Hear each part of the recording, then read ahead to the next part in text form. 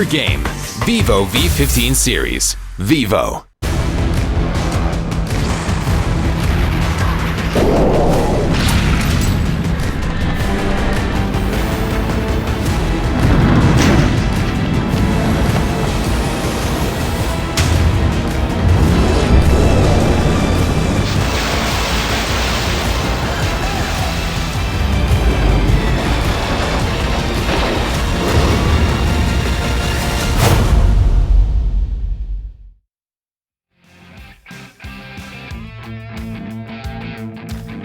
Hello and welcome to the PUBG Mobile Club Open Fall Split of 2019. My name is Brainstorm. I am joined by Smash, and we're here commentating, looking at PMCO 2019, sponsored and brought to you by Vivo. Now, this is our second night of the Wildcard region. Things were also a pretty good start for a couple of teams last night. Yeah, definitely. There's a lot of action in the Wildcard region, a lot of hot dropping, a lot of early kills going on. John Wick was fragging out all night. SNG finished at top of the pops, though, with that consistent placing. Didn't fall below third in 4 games. And yeah, 4 top threes, including a chicken dinner, and getting themselves a 30-point lead on second place. So they defeated pretty much everyone else on the battleground. If you want to do the same thing, you can get yourself a Vivo V15 Pro mobile phone, which is the mobile phone of the wildcard stage. Here you can get yourself some very immersive, powerful, and uninterrupted gaming time, and get yourself a glorious chicken dinner. And it is a glorious chicken dinner. Yesterday we saw 4 individual teams getting glorious chicken dinners. There was no repeat winners, so maybe we will see a repeat winner today. I mean, SNG would be probably the team that we're looking at to have that repeat performance. They finished, what, second, third, first, third? I think was the way it second, worked out. first, yep. Second, third, first, third in 4 games. So the gap between first and second is the same as the gap between second and 10th, which is stupid. Really. It's crazy to ridiculous. think about. Seeing one team be that dominant so early on in the tournament, they're off to a hot start. I want to see if they can continue that. Obviously, they'll be versing, their group will be versing another group next time, so maybe the lobby will get a bit harder for them. But we need to see a team from this group, C and D, come together and try and top that. And that's the thing as well, we are moving into Group C and D tonight. So not the same teams as last night, but you know, it's the same map rotation as well, pardon me. So things we've already seen before in terms of the maps, not in terms of the teams though. We've got a whole bunch of new teams. We've got another team named Nova in here, just to keep things nice and confusing. We had Nova Monster Shield yesterday and Nova Esports now. And this is how the groups do play out the group stages. They've got 24 matches, 4 groups. They round robin, play each other. We drop 8 from there. The bottom 8, they go home. Semifinals is next. This top 16 teams are going to be in the regional finals. 10 matches to decide who goes through to the prelims and who goes through to the main event of that global championship. So things will get a little bit tighter towards the end, and this is the point system that we are using. This is how all of the teams are getting those points. It will push them into the higher stages, or the higher, I suppose, positions on that leaderboard. 20 points if you get yourself a chicken dinner, 14 for second, 10 for third, and decreasing from there all the way for 1 point for the last 5 teams, plus 1 point per kill. Our current kill leader in all the games that we've seen was Asia Gaming yesterday, who got themselves 17 kills for their first chicken dinner. And that was a big chicken dinner. First game of the day, and it was the biggest chicken dinner we've seen so far. I want to see a big one today. I think that the quality of teams in this groups, or these 2 groups, we can see some big chicken dinners. We've got Nova there, who have been dominant. We have Team Gravity in the mixture as well. They're a good team. And No Panic 2. I want to see, they're a little bit of an upset for me. I don't think many people rate them at the moment, but I think that they can come out and do some really good stuff. Get some chicken dinners themselves, maybe.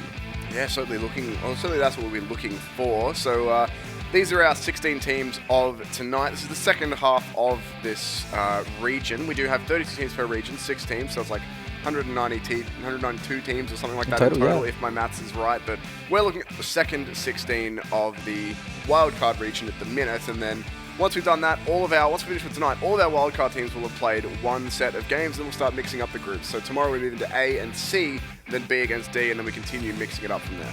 Yeah, so we've seen A and B go through already, right? We've seen what they've got. They started off, it was pretty strong. SNG obviously setting the tone of the tournament so far.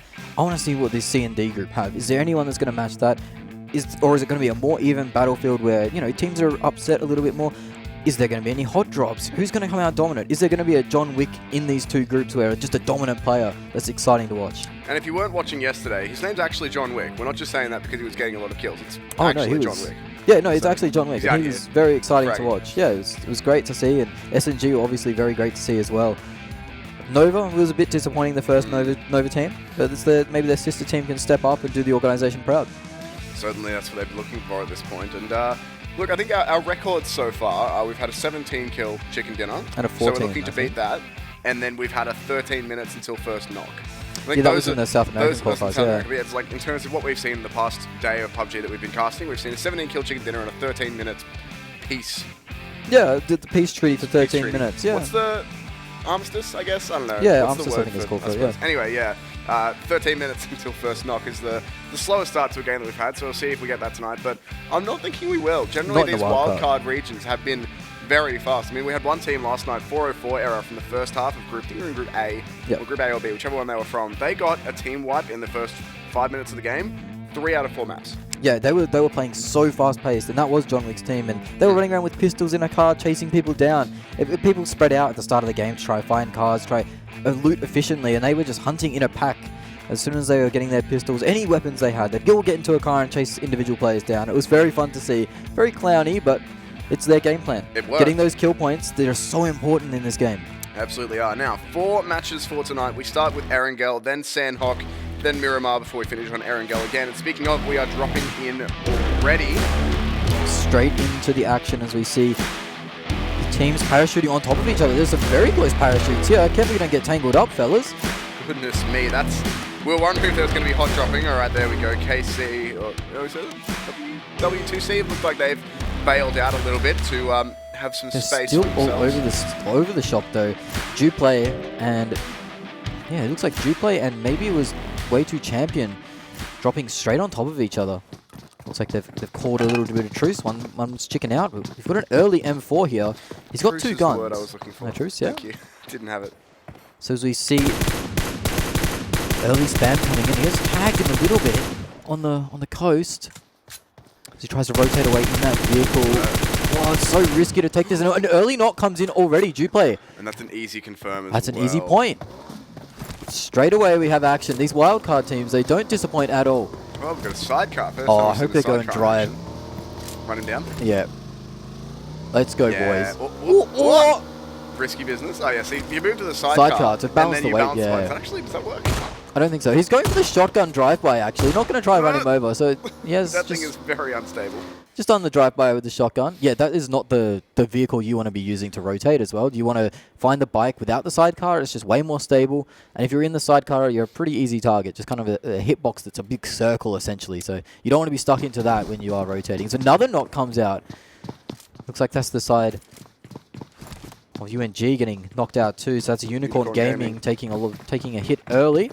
Hopefully they'll be able to revive that player. Nobody likes to go down this early in a game. Circle, meanwhile, is west. We haven't really mentioned that yet, so we might as well touch on it. Most of the map's still in play. The military island going to be out of commission here, but pretty much the rest of the map is still available to be looted. It's a pretty short rotate for everyone. And these teams over on the western side, or the eastern side, I should say, it looks like there's 3 teams clumped up over on the eastern side of the map.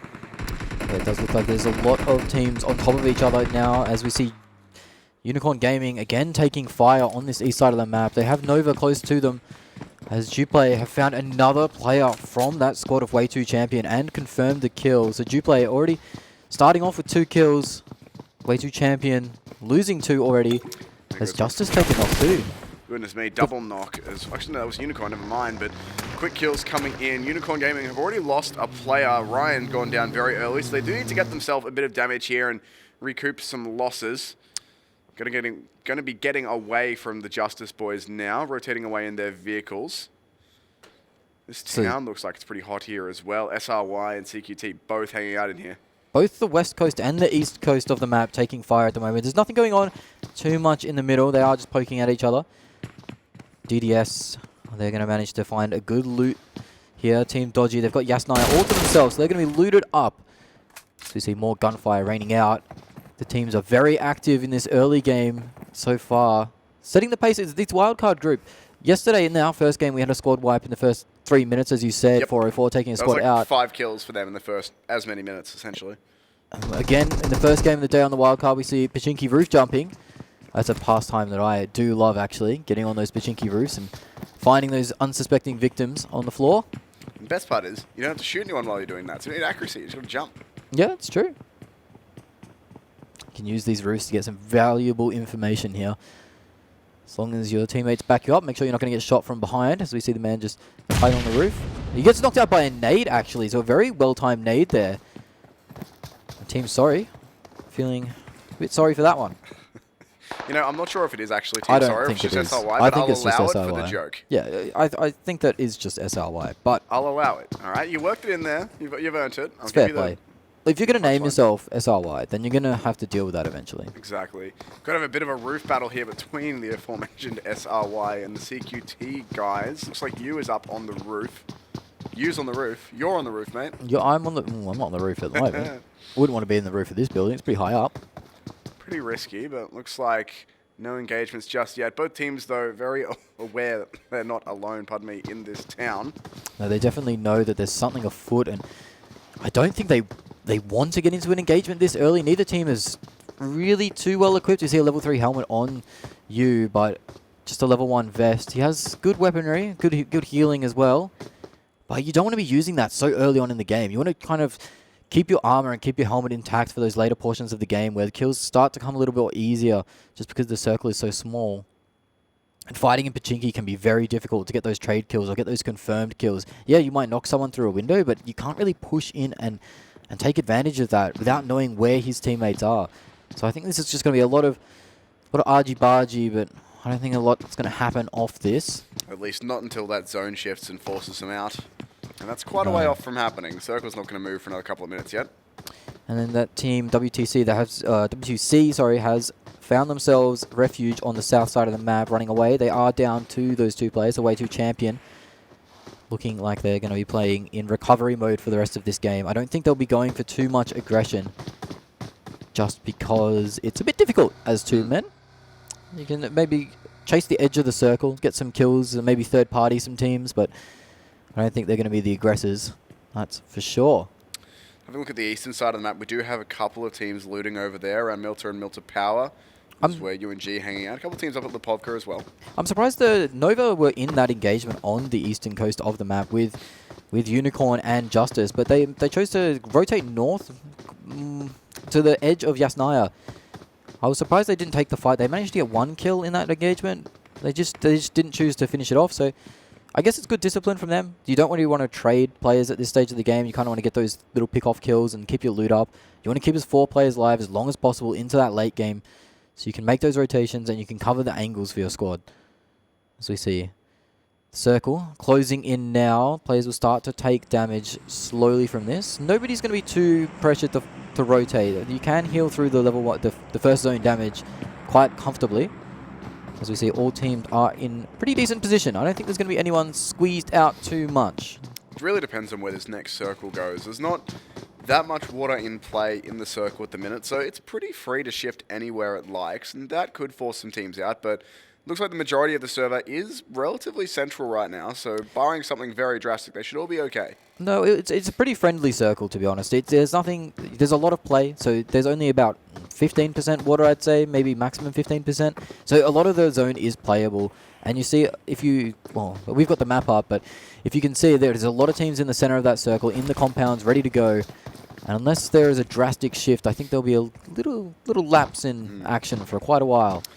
As teams have already rotated in, they're already pretty safe and sound inside that circle. A lot of teams hanging out around Pachinki as well. So, I mean, we said it yesterday. I'd still like to see a Pachinki circle. I think you'll be waiting a long time for fights to break out if it is a Pachinki circle, because it will take quite a while to get there. Everyone's already in Pachinki. Yeah, they're already in there. Nobody needs to rotate really too far. The side of Nova, maybe Unicorn Gaming, Justice, they're on the far eastern coast, so they might have a bit of a struggle rotating in to Pachinki. But it looks like the rest of those squads. DDS still in Yasnaya. Dodgy, they've been holding it, and it is going to hard shift west. So it's Gatka is central, Pachinki still in play, Hospital barely in play, Everest still in play, but places like School, Roshok, Potato Hill have been taken out of play for today, for the first game. So teams will have to try and rotate past those landmarks and into Pachinki and Gatka area. This means that Gatka Fields is open. Pachinki Fields, not so much, but it is still in play. But maybe Gatka Fields could be the end for this zone, and that's a high action end zone, just because there isn't much cover in those fields. You'll see a lot of snakes in that field, just players crawling around behind smokes. And that's where you'll see a lot of kills break out very quickly. PQ going to jump in their vehicles and start their rotation. They're only...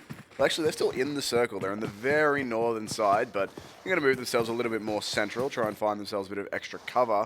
SRY and CQT are still hanging out in a stalemate here on these rooftops. Well, they haven't been forced to move out. Pachinki's still in the circle, obviously. So, I mean, they're probably just going to stay there until they're forced out, because there's no... The first man that rotates could get caught out in that rotation. Maybe someone peeks at an opportune time and starts to get the kills.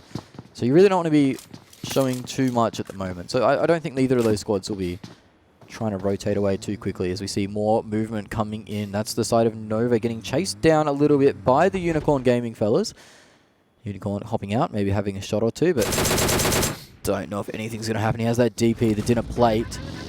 Very powerful gun with that 7.62 ammo. It shreds cars, it really does. It's not the most accurate, but if you can line up a car door, you can blow it up fairly quickly as a team of SRY. Still sniffing around Pachinki. They've given up a little bit of ground here, but I don't think it's going to hurt them too much. They are still wary of the other team that is inside Pachinki. As we see more teams rotating to the south, we still have Way2 Champion guarding the edge of the circle, waiting for people to come in and waiting for players to third party, essentially.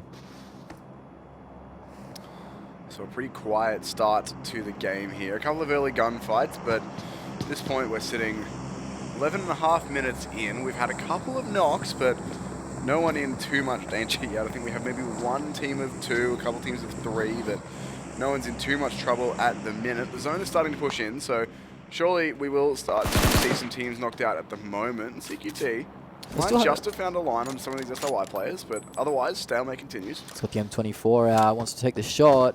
So we're seeing knock come in. It is the Way2 Champion again getting knocked. So that's 3 players down. There's only 1 man alive for that squad now. It's rough. He is making a mad dash into the middle of the circle. He knows that he's going to have to tank it. He's going to have to rank tank here and just hide for points, hide for position. It's a rough game for Way2 Champion in the start of the day. Group C and Group D giving you the action today. Of course, we had Group A and B yesterday in our first broadcast of the Wildcard stages. At the moment, teams now starting to collapse on Pachinki as well, so... There are a lot of teams trying to rotate through Pachinki, but we're not seeing a lot of action because Pachinki has a lot of cover, a lot of buildings, and neither of those teams that were already in Pachinki were established enough to spam out the fields where these teams rotate. So we have Justice coming in from the eastern side of Pachinki, and this will squeeze some more pressure on these teams as we can hear the gunshots rain out. Doesn't look like any's connected so far. Still though, CQT, they might know that this team's coming in behind them, and that could make them force the issue and try and get aggressive on SRY here before they get backdoored by the team behind. 25 seconds until the circle moves again, and, well, until the zone starts moving, I should say. The circle has moved, and it's shifted very central indeed, away from Pachinki. Certainly has shifted away from Pachinki. It's in a really awkward position. It's kind of halfway between Gatkar, halfway between Quarry, and then just to the east a little bit. It's a really rough spot for these teams to try and rotate in. I'm not liking the chances of these Pachinki teams as the nade comes out, and it's a hole-in-one. Hole-in-one indeed. That was perfect. He tries to jump out the window to confirm the kill. He may be a little bit too trigger happy. He picks up his life. As the shots rain out, Team Sorry, they have traded 1-for-1 on the knocks. They're not going to be able to get their player up anytime soon, though. He's in an awkward position. That said, though, we will finally be seeing these fights break out in Pachinki. CQT drop another, getting knocked down. And this is kind of inevitable at this point, as Pachinki is out of the circle. You've either got to rotate cleanly, or you've got to take that fight. So low. Has he got any grenades? If there was a nade there, he could confirm that so easily. The play zone's coming in. He has to move, or he has to heal up, and he has chosen to heal up, but he has to move eventually, and this play's going locked down. And the question will be how long this player Fung here wants to stay, and the timing's against him. He's just peeked down at the wrong moment. The zone's going to come in, and he's missed the ledge jump too. He can't quite find the jump there. It's unfortunate. That said, now there should be a gunfight between these two teams. The CQT do drop another one, and that should be the confirm by the looks of things. The firing squad on the road, picking him off. Still one more down, and CQT I think now down to just 1 left. They've still got 2. I think one's knocked out on the road. He will bleed out or die to the blue, I believe. There he goes. Yeah, one player up, I think. So yeah, they have only that one player remaining, and it looks like SRY have an idea of where he is as he tries to run a mad dash. Go, son. I mean, you see him vaulting through the windows. The problem is for these, there's two teams now. It's SRY and CQT and Wants Champion. Those two guys both have one player left. So when you have one guy left, ideally, as you said, you want to try and tank it out for placings, right? You just want to hide and get some decent placing points because you're not going to get that many kills, most likely. Unfortunately, you get 1 point for everything from 11th to 16th, and we've had no teams knocked out yet. So those two solo players have to stay up for a long time to get any more than even one rank point. Well, who isn't staying up for a long time is that squad of PQ as they're getting fired upon at the moment. Some more engagements breaking out. The circle shrinks again, and it's gone more central. So this circle has been very friendly in this first part of the game. Player from SRY dropping down to the play zone, in fact. So they need to get out of there. I think they're getting too hung up on trying to find this one CQT player. It isn't worth it, really. Yeah, let him be. He's probably not going to do too much. Never mind. He manages to knock one of the players chasing him, actually. So that's two players now on the side of SRY knocked out. This is way too risky. This is costing them so much right now. Yeah, their medicine and their meds are just dropping. And even once they get this kill, which they should, either the zone or they're going to do it. I don't think Shang has too much left unless he's going to start healing here, which it looks like he is, but he'll probably get only another first aid bandages, off. So unless he has a first aid to get off. So it looks like he's only bandaging at the moment. Oh, and that nade, not quite going to go far enough, but looks, it's a smoke, never mind. So be able to get themselves out, but yeah, look how much time they've wasted, look how much health they've bled, just to try and get one kill. Shang will go down to the zone, obviously no first aid left, only the bandages, and they weren't able to keep up with that play zone damage, but SRY have waited there for so long as CQT go out in 16th. And we see one of the Nova guys falling out of a car on a rotation, which is not what you want to do. Leaves himself very vulnerable now to be picked off if anyone saw that. His teammates are going to have to get him up, maybe make a smoke ball to get him up pretty quickly. As the circle shrinks once more. No landmarks in play. It's all kills. And all the teams rotating in from that north side. There is Nova pincering the side of, I believe that's No Panic. Getting pincered by Nova at the moment. Jupiter have found themselves into the zone as Unicorn Gaming dropping another player. So they've been pretty weak. As we see SYY, they waited too long to rotate in, and now they're taking so much damage in the zone. It looks like the only one player up from there is Unicorn Gamer getting pressured out and punished by these other teams rotating in. They just haven't found the right area to come in.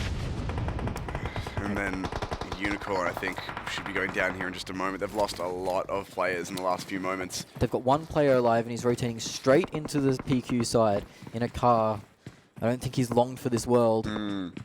It's not looking too great for them. There they go, down in 14. Yeah, there you go. There's Rose players here spamming away with the DMR, playing the long range. The car almost getting taken down, and actually will be confirmed Unicorn out in 15th. Nox starting to come through pretty quickly here as all of these teams are getting forced into each other. There's a lot of hills and a lot of cover that you can take in the circle so far, but not too many buildings still in play, and the circle's going to be moving again in a second. It's pretty much could go anywhere at this point, and any move is going to force some of these teams out. They're all spread out. Yeah, they are pretty spread out at the moment, but you can see there's still line of sight. So the last player from that SRY team does go down as he tries to rotate in. Looks like the team of DDT has taken them out quite quickly. Dark Dynasty getting the last frag on that player, but there's still some teams in a good position. We've still got JUPLAY Team, who got some kills early on in the game. They're in a good position on hill, spread out, watching multiple angles. You see spray coming in from Dark Dynasty. Yeah, and the car blowing up. Oh, never mind, it wasn't the car, but the knock came through anyway, and I don't think anyone from Rose is close enough to be able to confirm that. It does have the cover for now behind the blown up car, but his teammates don't look like they're anywhere near, and that zone's coming in as well, so the zone might just be enough. Oh, looks like he's actually just inside it. Yeah, he's managed to crawl just inside that zone. I don't think any of his teammates are going to be too keen on going and picking him up, though. They know that's a pretty vulnerable position. As they just look at the circle as well. It's moved slightly east. Yeah, that's Team JUPLAY are in a prime position now. They've got 4 up. They have a good spread, so they're watching all the angles as more sprays come in. A grenade onto one of the Rose players. DDT are really punishing him here at the moment. Dark Dynasty onto the Rose fight. Looks like Rose are going to lose that one.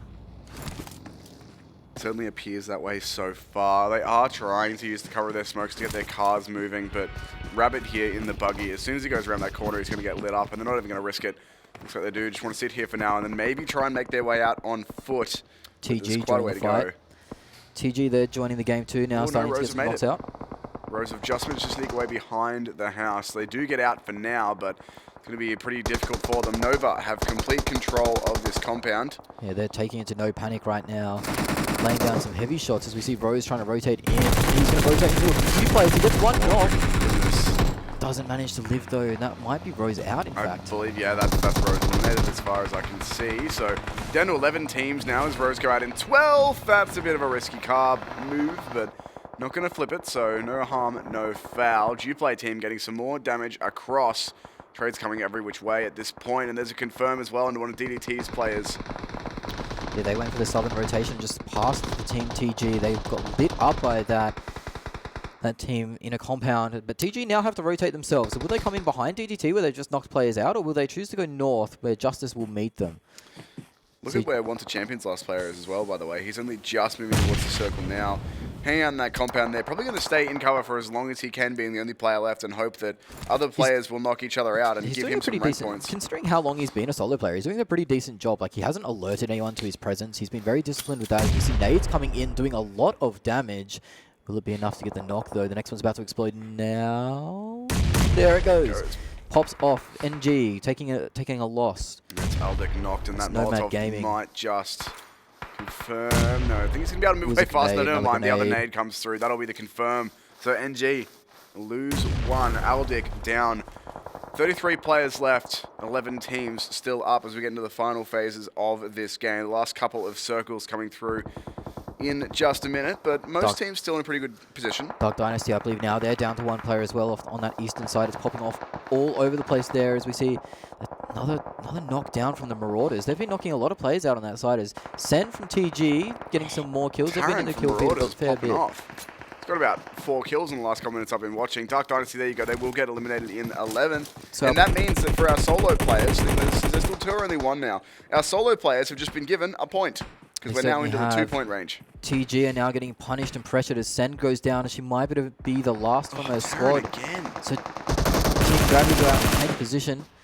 You see Nomad pushing in. He got 2 knocks there, I believe. There's might only be 1 player alive on this squad from DDS, from the Dodgy squad. It certainly looks like it at this point. Meanwhile, Marauders continuing to do work here. They've gotten quite a few kills so far this game. DDS going to get the revives happening as well, using the cover of the car and the smoke. NG, looks 2 like players knocked and both bleeding yeah. out. Yeah, I don't think their teammates going to be able to get those reses in the position they're currently in. They managed to get all 4 up on the side of Dodgy. And the confirm should be coming in now. It's only 1 player left on NG. They've got to find Dodgy. 4 players still up, as you say, with the reses. JUPLAY still with 4 up as well. Everyone else in the game is suffering a little bit, but Marauders, for their part, have been having, as they do drop a couple of players there, they have been having a pretty big kill game for themselves. So. More sprays coming in, another knock comes down. This player in the grass, just hiding out with the Scar, has a great line of sight. And we see JUPLAY on the hill. They're king of their mountain at the moment, and nobody's been able to contest them. They're getting so much damage and so many points doing this. And they just got rid of Dodgy as well. Not Dodgy, it was Justice they just got rid of. And Dodgy with the other team who had 4 players, and now only got the 1 and 1 knocked. So that's turned around very, very quickly for them. It certainly has. The position from JUPLAY is fantastic. So another spray down comes out. That's one of the Nova boys knocked, I believe.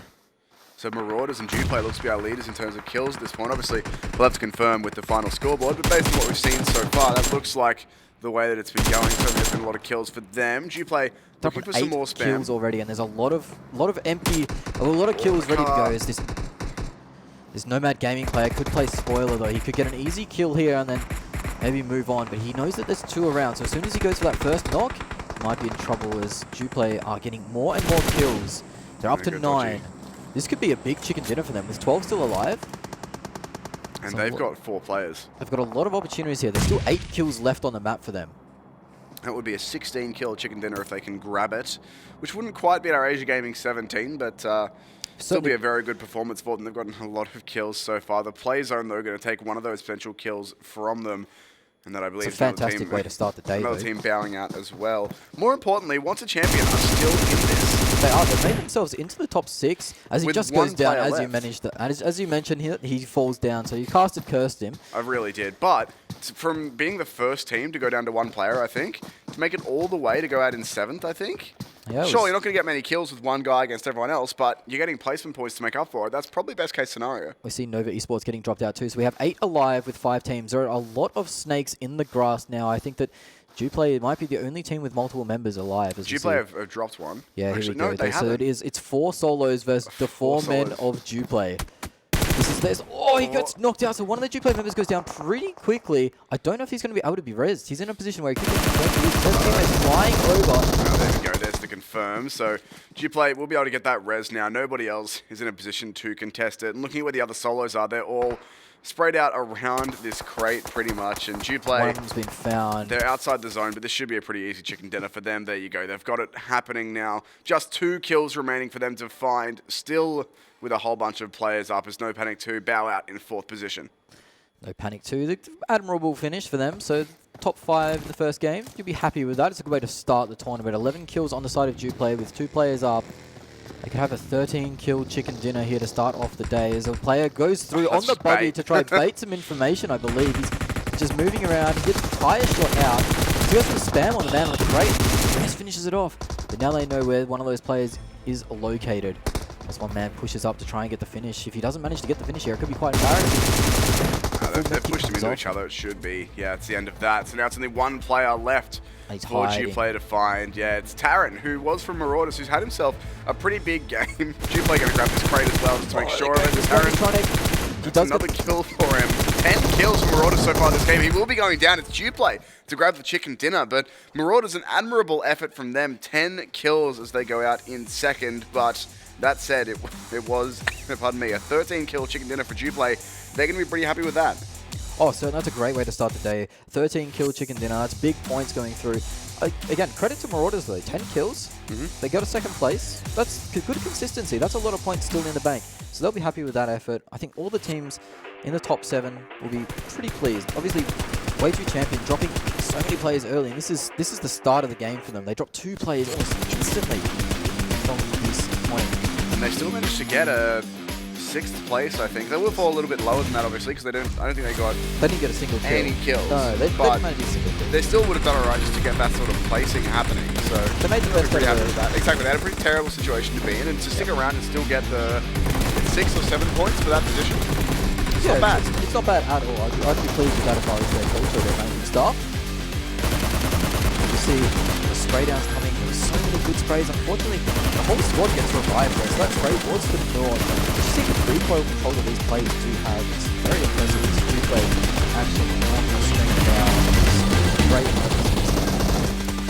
And it was indeed JUPLAY who grabbed for themselves the chicken dinner in game number 1, pardon me, on Erangel. So they've done pretty well to start off with.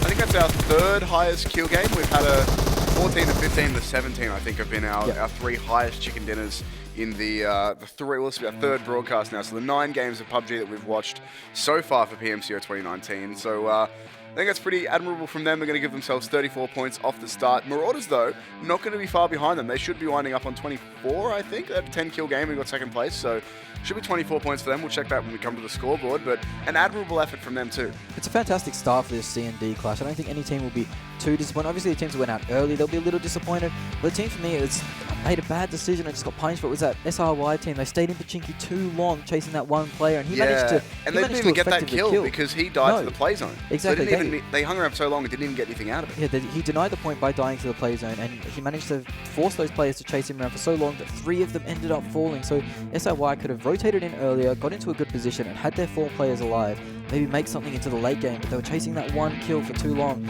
ended up biting them back. Quite unfortunate. I don't like to see that one because it's kind of like a rookie mistake. Yeah, it's like they wanted to get the team wipe. That would have been 4 kills for them, so if they get the kill point, worth it, but I think at a certain point you just got to cut your losses. Anyway, having a look at the scoreboard after our first game, we have JUPLAY up on top. Chicken Dinner, 13 kills for them. Marauders right behind, 10 kills in 2nd place. And everyone else in the top 8, 5 kills or less for them. Yeah, I mean, teams like Dark Dynasty, who only got 1 placement point, but they managed to pick up 5 kills. I mean, they were camping rotations pretty well. Unfortunately, they didn't manage to survive for too long.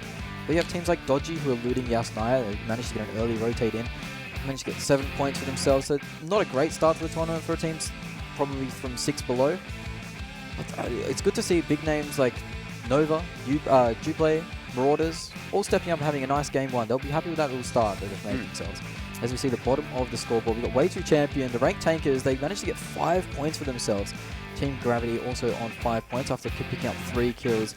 But the team that will be upset with their start will be that CQT Team and SRY, as they essentially ruined each other's games in Pachinki.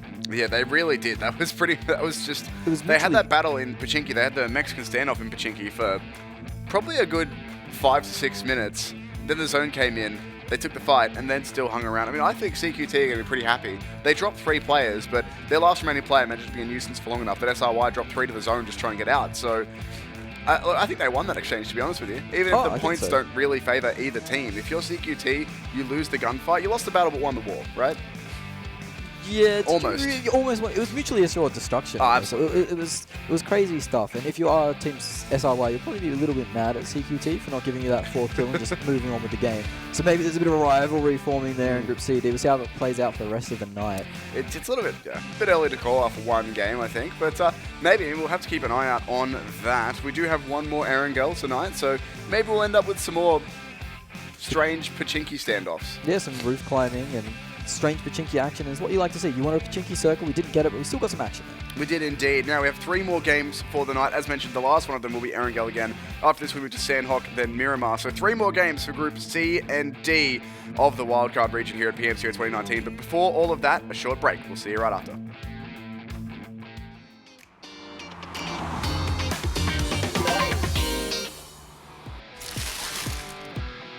Pretty tough for all of these teams. It's centered around just one of these buildings, and it's the most open of the 3.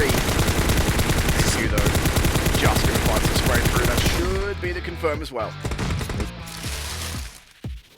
That one. As Northern Monster do push up, and they'll try and just grab a couple kills here.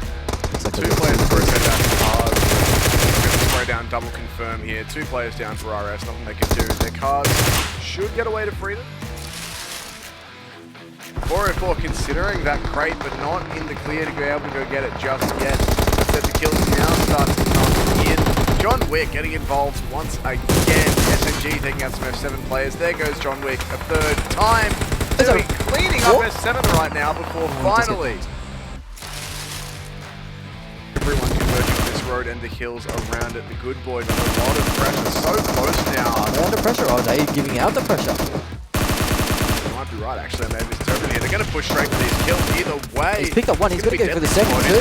He's going to get him too. Goodness me, there's still a player coming in, but he's fallen back. He's going around. He's not going to be able to confirm this kill. Never mind, he's coming straight in. The 3rd person gives it away. 3 kills. Take that. Not quite, and Good Boys are now outgunned as the remaining members of BTLK rotate over. Oh my goodness, so close to each other. 2v1 for Reggie, spraying away, but he's not going to be able to find anything. His teammate is helping out. In goes Ananas, trying to confirm these knockoffs. Somehow goes down himself. The trade does come out, pardon me, but still a lot of damage done. BTLK and Good Boys still right on top of each other, and Good Boys still getting the knocks. So 1 player for each team, or 2 players for Good Boys? 2, I believe. Good Boys still have 2 up, and they've knocked 2 down. BTLK are now in a situation. This is the last player. He's on so low health too. 1 more bullet will be it, and that will be the squad. That's BTLK out. BTLK go down to Good Boy.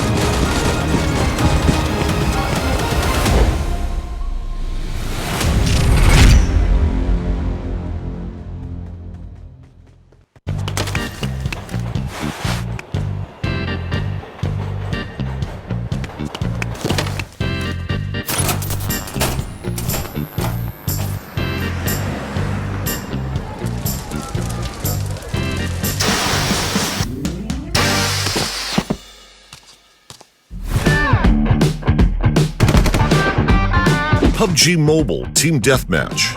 Anytime, anywhere. There is a better choice.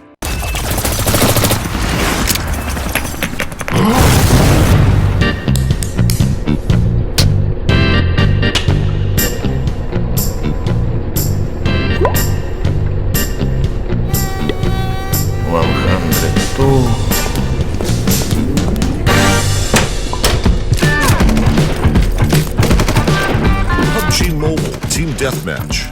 A quick game for those short breaks. There is a better choice.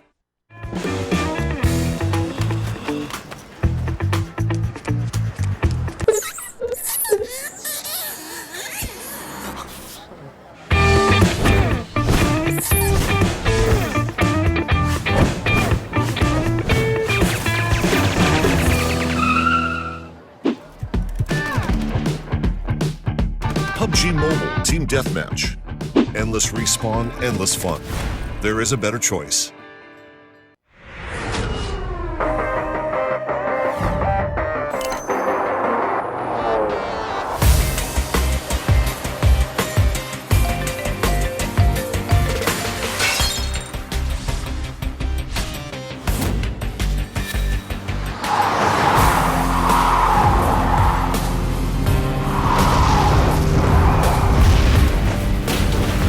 Up your game.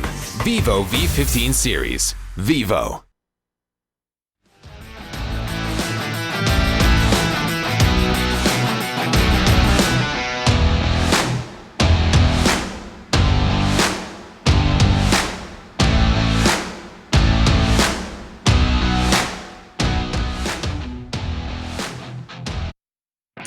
Hello and welcome back to the PMCO Fall Split. We are in the Wildcard group. It's brought to you by Vivo. And if you want to play like JUPLAY, if you want a chance to play like JUPLAY, you need to get yourself the Vivo 15 Pro for that more immersive, outstanding performance. And you can get yourself a glorious chicken dinner too with that. It better be glorious. It That will be is glorious, glorious. actually. And if you get that Vivo 15 Pro, you need to get PUBG Mobile with it. So you Do can hit up the Play Store, or you can hit up the iOS App Store, and you can get yourself PUBG Mobile and have some fun with it. And once you've done all of that, if you ever want to take a break from playing PUBG Mobile on your fancy new Vivo 15 Pro, you can go to the PUBG Mobile Esports channel, which is where you may well already be watching this, but drop it a subscription to stay up to date with all the PUBG Mobile that we have running here, so you can be inspired to then go play it and just sort of keep the loop of PUBG Mobile going. Watch, play, don't sleep. It's And not we've important. certainly seen some inspirational plays in this wildcard. Group A and B didn't fail to deliver. They had some interesting moments as well. John Wick and SNG were the highlights for me from that Group A and B, and we've already seen JUPLAY coming out with a big game one. Lots of kills, big chicken dinner. They've started the day perfectly. They have indeed. Now, the thing for me will be if JUPLAY can echo the consistency that we saw from SNG. For those who weren't watching Group A and B yesterday, they got top 3 every single game, a chicken dinner in their 3rd game, which means that they wound up 30 points ahead of 2nd place. JUPLAY have started off the right way with their chicken dinner, but I'm interested to see if they're able to echo that performance and have themselves sort of top 3 or 4 consistent finishes for the next 3 maps and put themselves in a similar spot. Yeah, certainly. I mean, I think the way they played that was very intelligent too.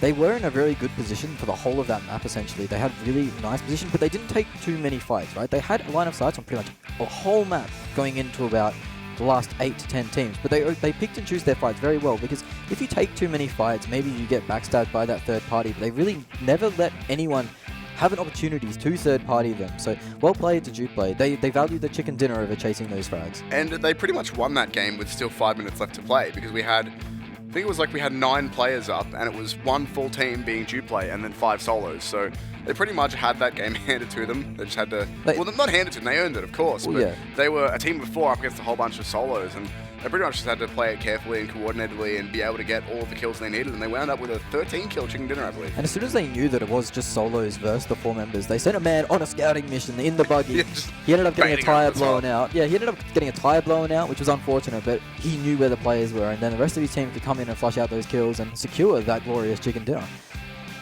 It was well played. Was indeed. So we'll see if they're going to be able to do a similar thing. Now that was on Erangel. We do have Sanhok followed by Miramar followed by Erangel again for the remainder of the day. Pardon me, of the day. So moving into Sanhok now, a bit of a smaller map. I wonder if we'll see, anything faster, because that was a all pretty things fast considered. game. That was a very fast game. Yeah, there's still a period of lull in the middle though, right? Like we had some very early couple of engagements, but then that stalemate in Pachinki between CQT and SRY went on for years. What seemed forever, didn't it? Yeah, it seemed like a really long time, and then the rotations are actually pretty quiet, I suppose, coming into those last couple of circles, and then it all kicked off. Yeah, the circle was pretty kind to the teams rotating in. There wasn't a hard shift away from the mass group, so a lot of teams didn't have to rotate for quite a long time. Teams like JUPLAY, sorry, not Jupiter, were pretty central to the circle the whole round, and teams coming out of Pochinki had an easy way in, but there is no Pochinki here, as it is Sanhok. As we fly over Quarry, we see some beautiful sights of Sanhok, those docks. They're a good drop zone, lots of loot there. Camp out for the temple. I want to see a temple finish. Come on, give it to me, the ruins. I also realized that yesterday I did some amazing maths on stream and said that a 4x4 map is half the size of an 8x8 map. It's actually a quarter of the size because maths is hard. Yeah. 64k squared versus 16k squared. So It is quite really good mathematics from me there. We've got the Black Dragon plane, or Golden Dragon plane I should say, heading straight west to east there over the middle of the map. So means that maybe the very far northern centers or extremes will be out, so maybe no Cow or Hartin or any of those places, but the rest of the map is pretty much in play here. It's a pretty friendly plane. It is a pretty friendly plane. When it just goes kind of straight lines on this map, it is pretty friendly. With the parachute distance, you can get quite far. There are less car spawns on Sanhok, and you don't really want to be using cars too much in the later game, so teams will try and stay away from that. You see all the teams spreading out quite far. They're going to find their loot zones. I don't think there's going to be any hot dropping at the moment. It doesn't look like any teams are fighting for the same territory. Boot camp might be a bit stacked, but that is a circle and a half as it does hard shift west. There's a lot of the circle that isn't even in the map. Yeah, and that could be like a Western Island finish. This could be a Western Island finish. There's a lot of circle not in the map, and there's also a lot of circle in water. So this is going to have action kicking off very, very early as teams try and dominate that Western Island just for the chance of going there. Speaking of, we've already got DDT are the first team on that island. They get over there immediately as soon as that circle pops. And very early engagements here. SRY onto Rose, but they go one apiece. That is boot camp kicking off again. SRY taking early fights. Will it punish them this time? Looks like they've got one apiece knocked. Another player from Rose on very low HP, as it will be confirmed the SRY gamer. He has no friends around him. And Rose will get the resurrection as well. So it's going to be a 4v3 in the boot camp as Rabbit has taken first blood. That's an under 2-minute first blood. That might be one of the fastest kills we've seen. It could be one of the fastest kills we've seen. We've had some pretty fast knocks, but I think that might be the fastest confirm. It could be. Very well could be, as that's a very bloodthirsty rabbit. I didn't know they were aggressive creatures. Haven't seen Monty Python yet? I actually have seen Monty Python. Well, killer rabbits rabbit. Yeah, killer rabbits were quite vicious. You see more spam going out. SRY found another squad rotating away. It looks like it will be the side of Nomad getting pressured out of that rotation. Indeed be that case. And I mean, things looking really good for DDT at this point as they are the only team on that Western Island. That said, Unicorn Gaming are now on their way across that northern bridge. And I think getting control of this island early is going to be pretty important for these teams, as I'd say it's pretty even odds that it ends up on the island versus anywhere else. So getting some control on that island early is going to be pretty important. Yeah, I think the two bigger places it could end up is Ruins and the island of Camp Alpha, where that is situated. It's just because of the way the zone wants to work, getting away from water, and also the probability of it hard shifting west too many times. I don't think Pinam will stay in the game for too much longer. We could see a Camp Alpha. I think statistically Camp Alpha is probably the place where it most likely will shift to. And that will be very fun to see the bridge camping. We saw a bridge camp earlier on in Group A and B, and when you fail those spray downs and you give away your position, you can leave yourself very vulnerable as the bridge campers to a backstab. So you need to hit your shots, spray down those cars, and get the kills, get the free frags, as we still see boot camp SRY are once occupied, again in a stalemate. Let's hope this time it goes a bit better for them. They're up against Rose this time, so different opponents, but very similar situation. It's quite unfortunate for them as they've found another stalemate. They already have lost that one player as well, Rabbit getting the first kill, as we saw earlier. Now the team on Rose has looted up quite a fair bit, so they're going to have a lot of stuff to work with. Oh, he does get the knock too. The pre-fire on that. Great game sense there to see that peak coming. The knock comes through. They will be able to get that res. And actually, Rose is going to go out wide, try and take this one down. They want to keep some cover for their teammates, but SRY just want to fight it. No more stalemates for them. They don't want to actually sit around this long. They want to go and fight. They've learned their lessons from last time, but unfortunately the advantage has been somewhat mitigated that they did find. The Rose player has been rezzed, and still a bit of healing to be done, but they're back to a 4-on-4 as SRY will slow things down. And with SRY, actually only the 3-man as their player dropped earlier, but it is the hesitation that they had previously is gone now. As we see, now they're giving up a little bit more ground, but they're still very wary. They don't want to give up on this fight. They're very territorial on the side of SRY, but one player without a vest versing these assault rifles, he is essentially a glass cannon. Having a quick look at the map as well, it seems we are in a little bit of a stalemate here. 3 teams now taking up position on the island as well. DDT, Unicorn Gaming, and NG already getting their crosses over. And if this is indeed an island circle, then those 3 teams might be in a pretty good spot. That looks like a really nice grenade. Oh, bounces just a fraction too far. Still a good chunk of damage though, and Rose, they want to push off this. It's a very wise decision to push, but they weren't expecting the man in the trenches. He's dropping very low. He's managed to find himself cover behind one of those concrete blocks. It is now a 3v3 with that player knocked out, and I believe that's the second knock as they drop him very quickly. So meanwhile, there's a trade that's going on. There's been a roadkill somewhere else on the map. You see, that's in the south of PBS fighting onto MP. But again, that man in the trench is drawing so much attention, preventing this Rose team from pushing in on those players that they've isolated behind those cinder blocks. They really want to go and fight this. You can see how keen they are to actually close this one out and move on. And both teams really trying to force the issue here. No more stalemates like we had in the last map, but now the smoke's going out to get some cover. Maybe that one of these teams wants to disengage. SRY are just sitting around healing for now. No Panic are actually taking a lot of damage. I believe 2 of their players have now dropped. So that's very unfortunate for them. Bad start to the game as we see SRY going down very low. And there's 2 of their players. It's only the man in the trench alive. So the confirmed kills will come out. Rose not taking any chances. And the last man drops from the side of SRY. And that's another early exit for them. I mean, look, I like it they went out on their own terms this time. They didn't end up getting pushed there at the end, but at least they were still taking the fight in boot camp there. It wasn't like last game where they were just sort of left to wait for the zone to force the issue. Yeah, I mean, I guess it's a more aggressive way to go out, but at the same time, they don't get a kill, so Rose has all 4 players alive. Exactly, like you're still out in 16th with only 1 point, but I guess mentally it just sort of feels a little bit better, right? Like that you're not out, well, I mean, that you are out, but you didn't go out completely just destroyed by another team. Well, even though they kind of did, I don't know. I know what I'm trying to say here, but I'm not dictating it very well. Yeah, at least they didn't die to the play zone. At least they controlled their own fate. Exactly that, right? Like, you got to have some sort of consolation prize for out in last place with no kills. Yeah, it is hard to find silver linings in that. No kills, 16th place. But at least they knocked a player a few times. That's a bonus. Did some damage. If only there was points for knocks.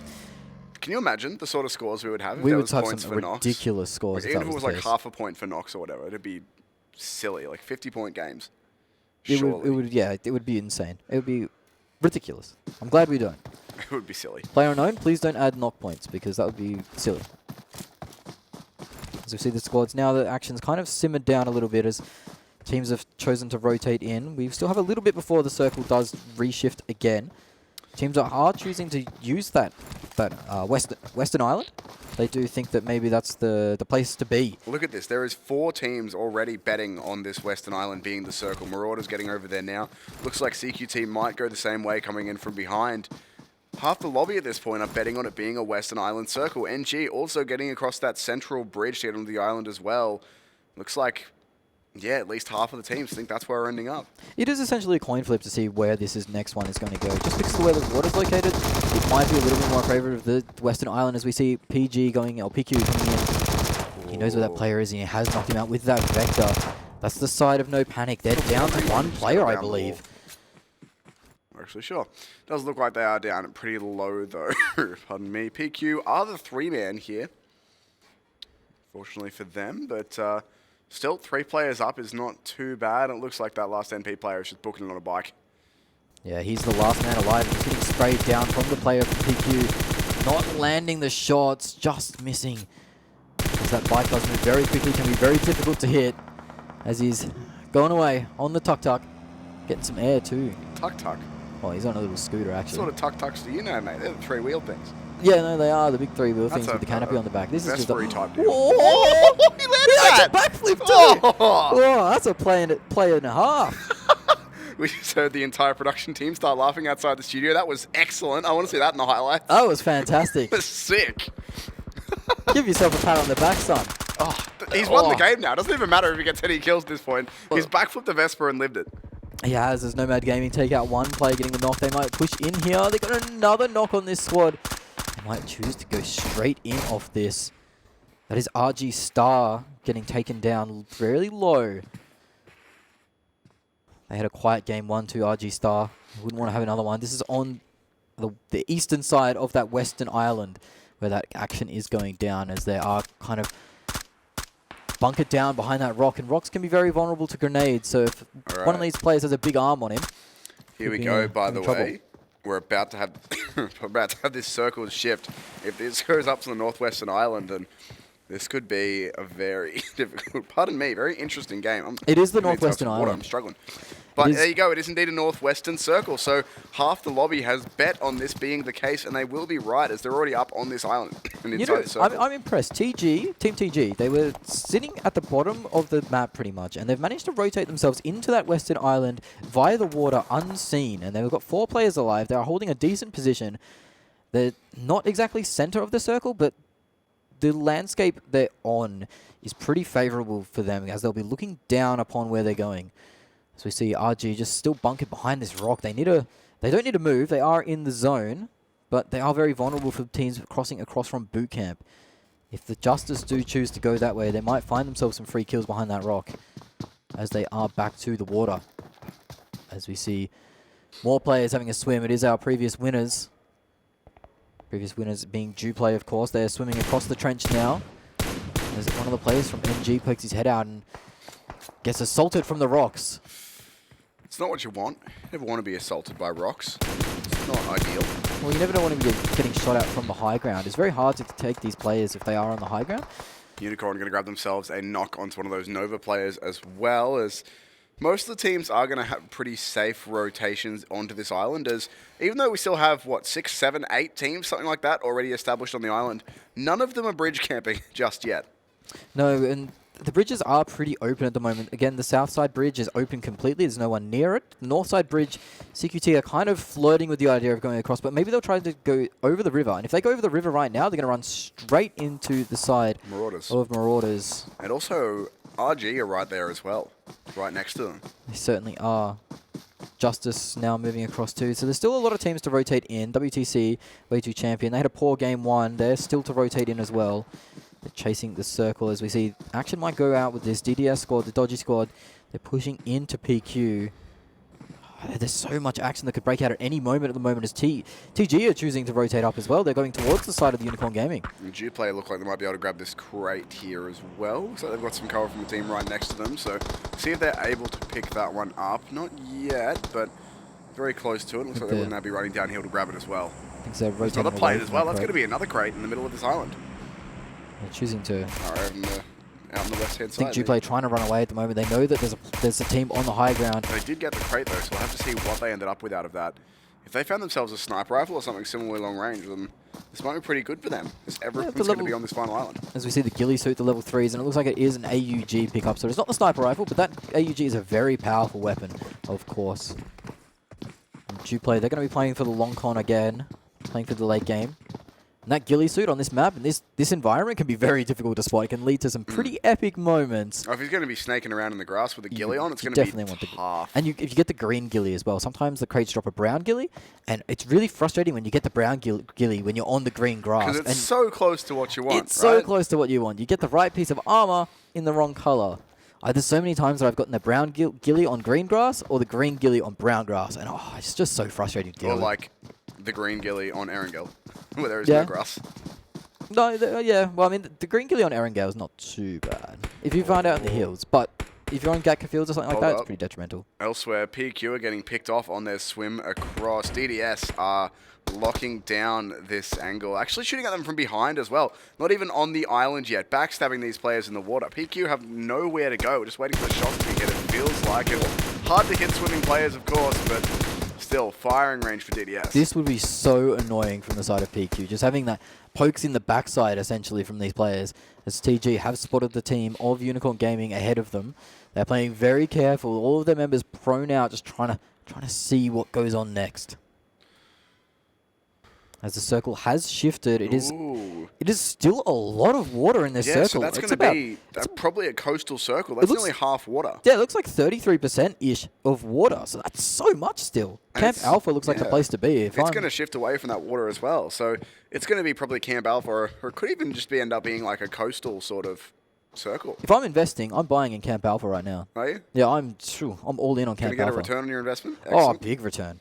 Big return. Well, let's see if any of the teams are going to agree with you there. There's a lot of them outside of Camp Alpha right now, but no one yet moving in to take some position and grab some buildings for themselves and get some cover. And Camp Alpha about to be beset on all sides at this point. DDS still need to make their way across this bridge, as do the Want to Champion guys. They're in the water right now next to Boot Camp, so still yet to make it onto the island. CQ2 just crossing the northern bridge as well. I think this TG versus Unicorn Gaming could pop off any minute now. They are so close to each other. We saw TG snaking around earlier, getting that third-person vision onto the side of Unicorn. So as we see Nova trying to push up the hill, up the cliff face.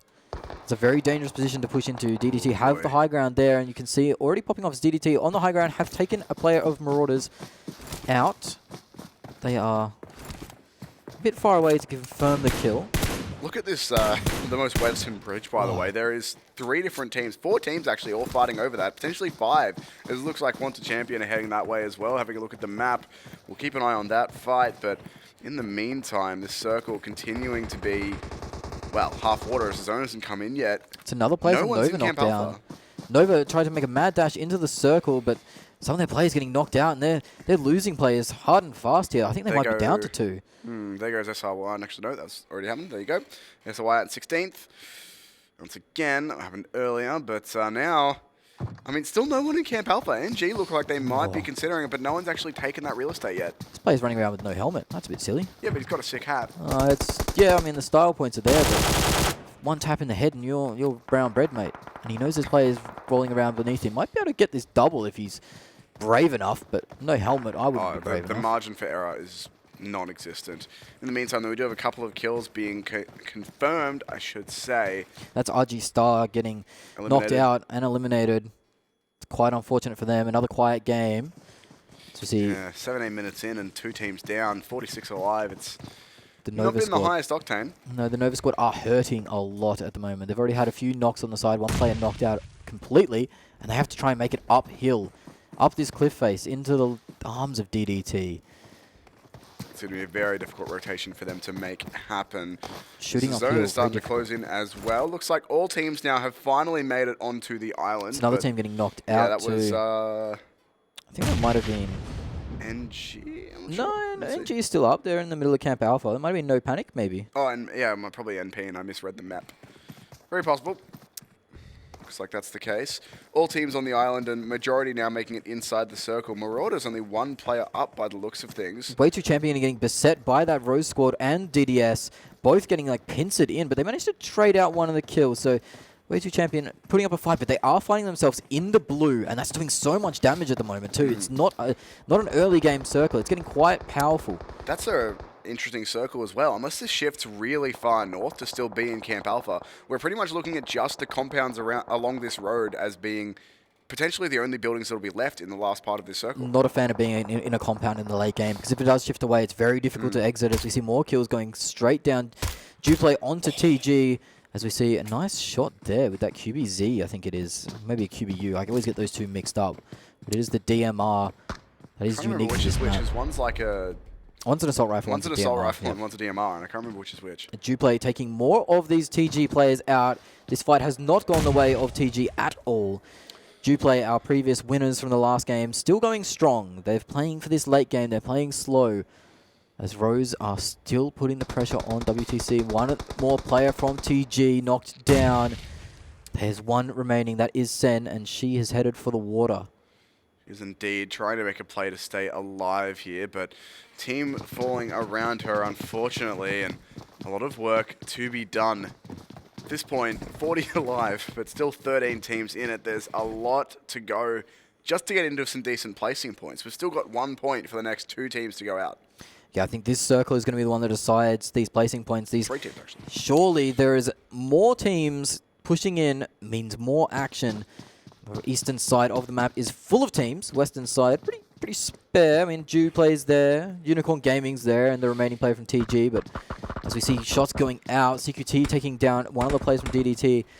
Another player from DDT falls, so they're getting beset on all sides. Meanwhile, Want to Champion are trying to find themselves a decent engagement here, but look at how many teams are on top of each other on your screens as the zone pushes in even further. Rose have themselves the high ground here, and admittedly they can't move as DDS are locking them down, but they've still got a pretty decent position for themselves. I think the So teams they're right on the edge of that circle, so teams in the driver's seat right now, I believe, JUPLAY, PQ, and DDS. I think those guys have pretty easy rotations in. I also think they have lots of real estate to move with. If it shifts south, those teams are going to be in a great position. If it shifts north towards Camp Alpha, JUPLAY can rotate through the north and take a fight versus Unicorn Gaming, which I favour them in at the moment. As we see shots raining out as Justice getting onto Nova as well. They were trying to climb that hill as Nova is answering. There's a lot of gunfight going down. Meanwhile, Rose on top of the hill are being beset. Justice and Nova are still fighting away, but Justice are now getting the better of it. Yeah, I think had one Nova's player down knocked, now. and I think Nova are out. Yeah, Justice, they'll be able to get that one res. It's a poor finish from Nova, getting into 13th with not many kills. They would have liked a better performance than that. As we see WCC way too look at that champion. circle shift. It is hard south. DDS are in the box seat as they are already in the circle. They didn't have to move an inch. And that's where those compounds actually become decently valuable now, because the circle is centered on them. If you can get some cover inside those buildings, you might not need to leave. Funny enough, Sen managed to get the resurrection on her teammate, so there is still 2 alive for TG. They aren't in the best position, but they could play the circle late here and maybe pick off some third-party kills. As you see the CQT player getting a bit of loot, refreshing himself. WTC, though, they were snaky on that hill south of the circle, and they are getting picked off now by PQ, who are rotating through. I don't know if they'll find the last player from WTC, but if they do, that would be him all gone. As we see DDS taking out the players from Rose that try and crash the compound. It's just not going to work out. PQ takes out WTC. That's another early exit for them. Just on the cusp of that 2-point bracket is Justice now going onto Rose. Rose are all over. Is Jupiter now getting... JUPLAY actually getting knocked down. Mark had no health there, and you're right, JUPLAY are starting to lose a couple of players, and now the gunfight's starting to heal off everywhere. CQT on your screens here, certainly getting the worst of it. 2 players knocked, 1 more confirmed, so it's just Shang who's alive now. Yu is knocked. Possible res, maybe, but Shang at this point is just trying to play alive. JUPLAY team out in 11th. Poor form from them. They managed to not nail the rotation. They ended up having Unicorn Gaming in front of them and TG on the back end, putting damage into them. Too many threats to deal with, so they just didn't rotate fast enough there. For my money, DDS are in the driver's seat now. They've got this compound locked down. They're central in the circle. They've got a lot of cover, and they're able to get a lot of fire out on all of these teams who are rotating in. There's a kill for them going in as well. And the circle shifts again in favor of DDS. DDS are being gifted this. Team Dodgy, they didn't have a terrible game 1, but they're backing up with a big game 2. They got 6 kills, it seems. Well, maybe a bit more than that. DDS, no, they're 6 kills. That's such a kind circle. They're in 3 buildings, and all of them are inside the circle. They also have no threats to the south, so they know that area is completely clear. They know exactly where the team's going to be coming from. It is the north side, as they have had the circle at their back in the south. So they know exactly where everyone's coming from, and they can let the other teams pick each other off and come to them weak and wounded.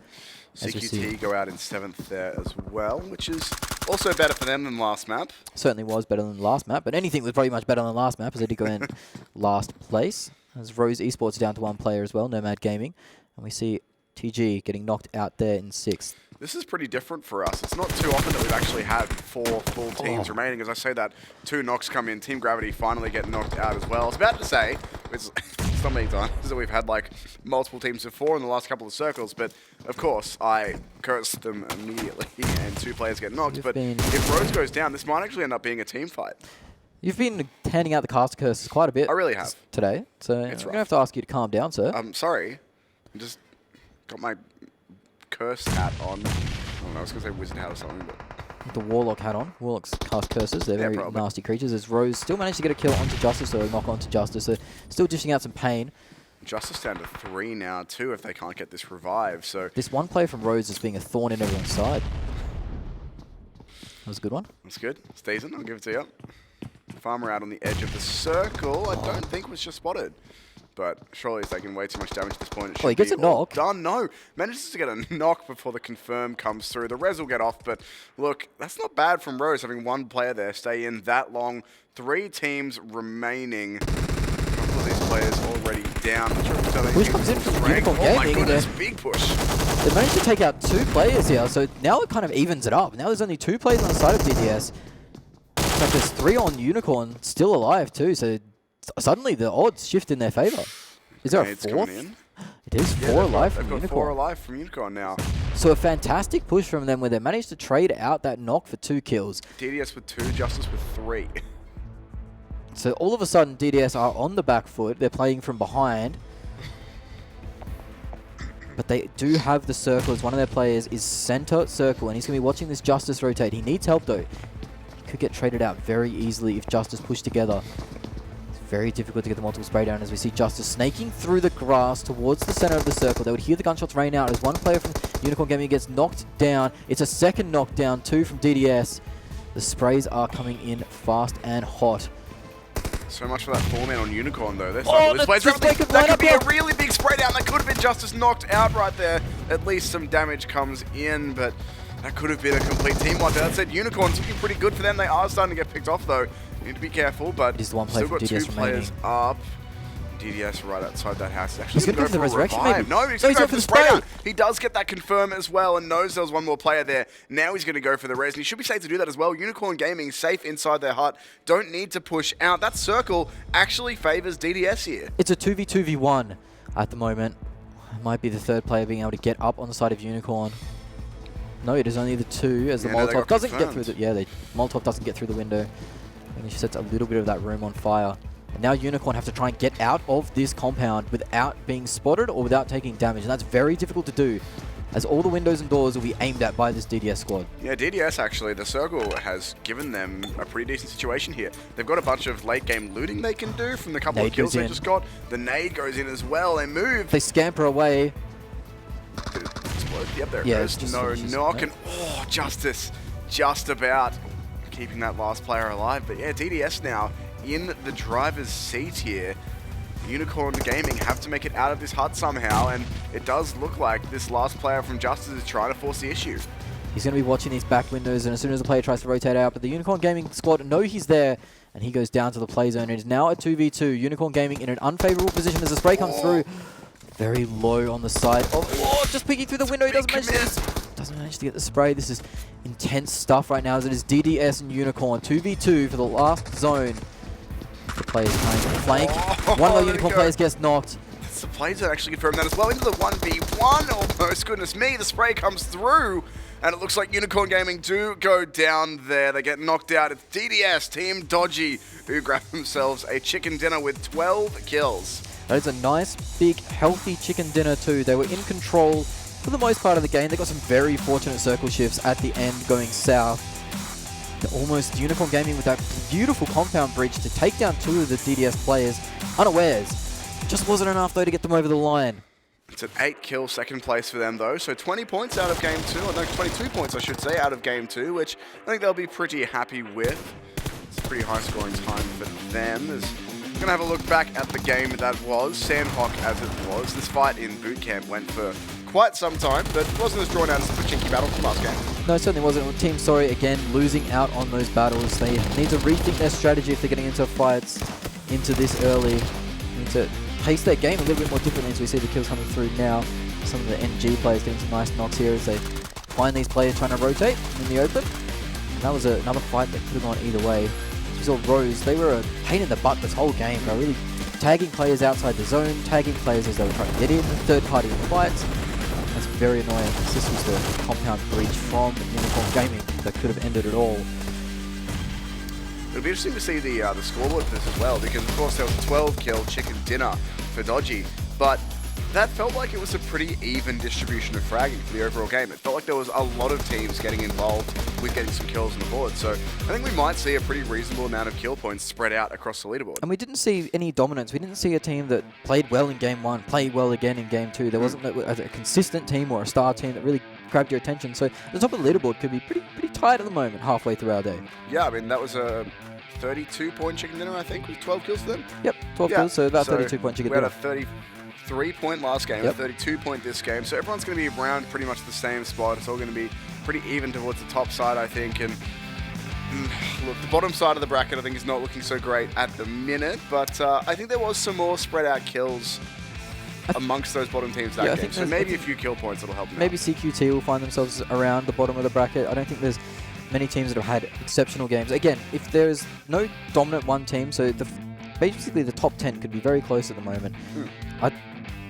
No dominant team though. We were expecting one to come out like SNG in the first day, but unfortunately we're not going to see a repeat performance like that.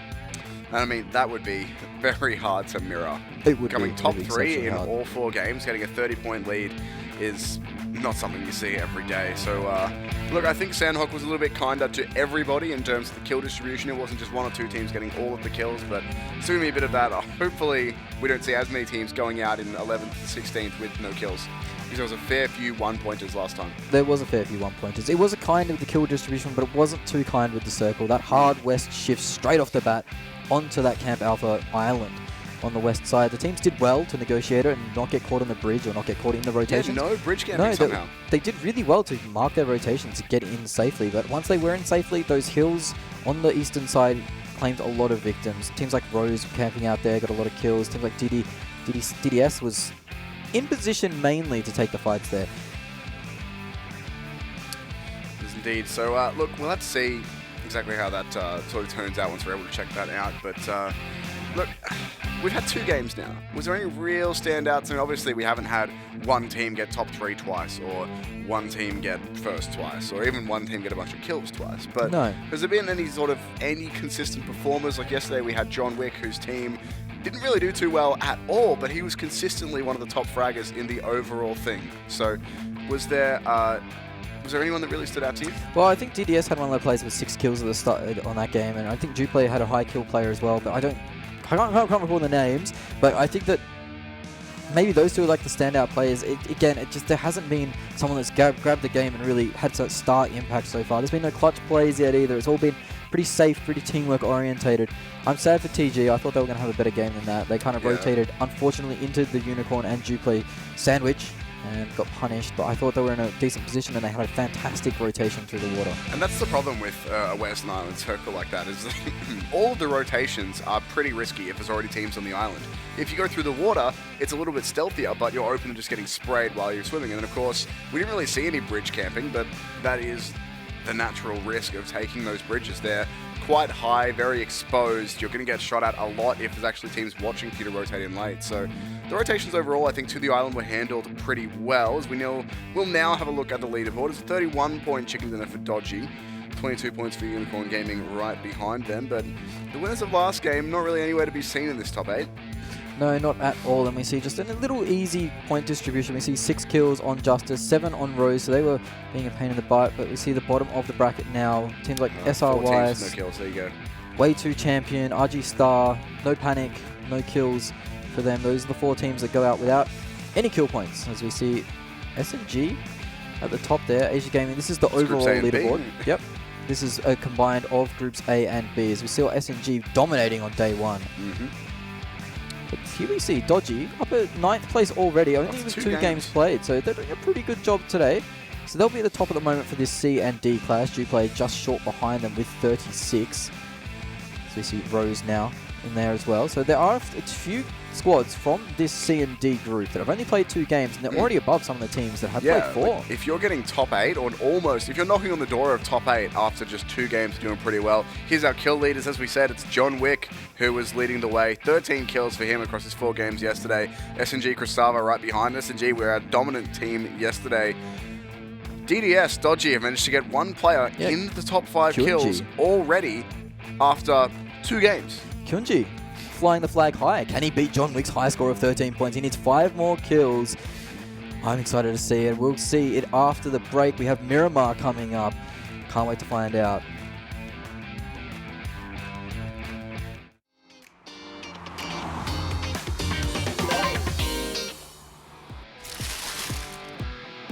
pretty tough for all of these teams. It's centered around just one of these buildings, and it's the most open of the three. PMCO, though, just going to fight the spray through. That should be the confirm as well. That one is Northern Monster to push up, and they'll try and just grab a couple kills here. like Two players rotate down hard. Going to spray down, double confirm here. Two players down for RS, nothing they can do. Their cards should get away to freedom. 404 considering that crate, but not in the clear to be able to go get it just yet. Instead, the kills now start to come in. John Wick getting involved once again. SMG taking out some F7 players. There goes John Wick a third time. They'll be cleaning up F7 right now before finally everyone converging to this road and the kills around it. The good boys under a lot of pressure. So close now. Oh, they're under pressure. Oh, they're giving out the pressure. Might be right, actually. I may have misinterpreted here. They're going to push straight for these kills either way. He's picked up one. He's going to go for the second too. He's going to get him too. Goodness me, there's still a player coming in, but he's fallen back. He's going around. He's not going to be able to confirm this kill. Never mind, he's coming straight in. The third person gives it away. 3 kills. Take that. Not quite, and Good Boys are now outgunned as the remaining members of BTLK rotate over. Oh my goodness, so close to each other. 2v1 for Reg. He's spraying away, but he's not going to be able to find anything. His teammate is helping out. In goes Ananas, trying to confirm these knocks, but somehow goes down himself. The trade does come out, pardon me, but still a lot of damage done. BTLK and Good Boys still right on top of each other, and Good Boys still getting the knocks. So one player for each team, or two players for Good Boys? Two, I believe. Good Boys still have 2 up, and they've knocked 2 down. BTLK are now in a situation. This is the last player. He's on so low health too. One more bullet will be it, and that will be the squad. That's going BTLK down. out. BTLK go down to Good Boy.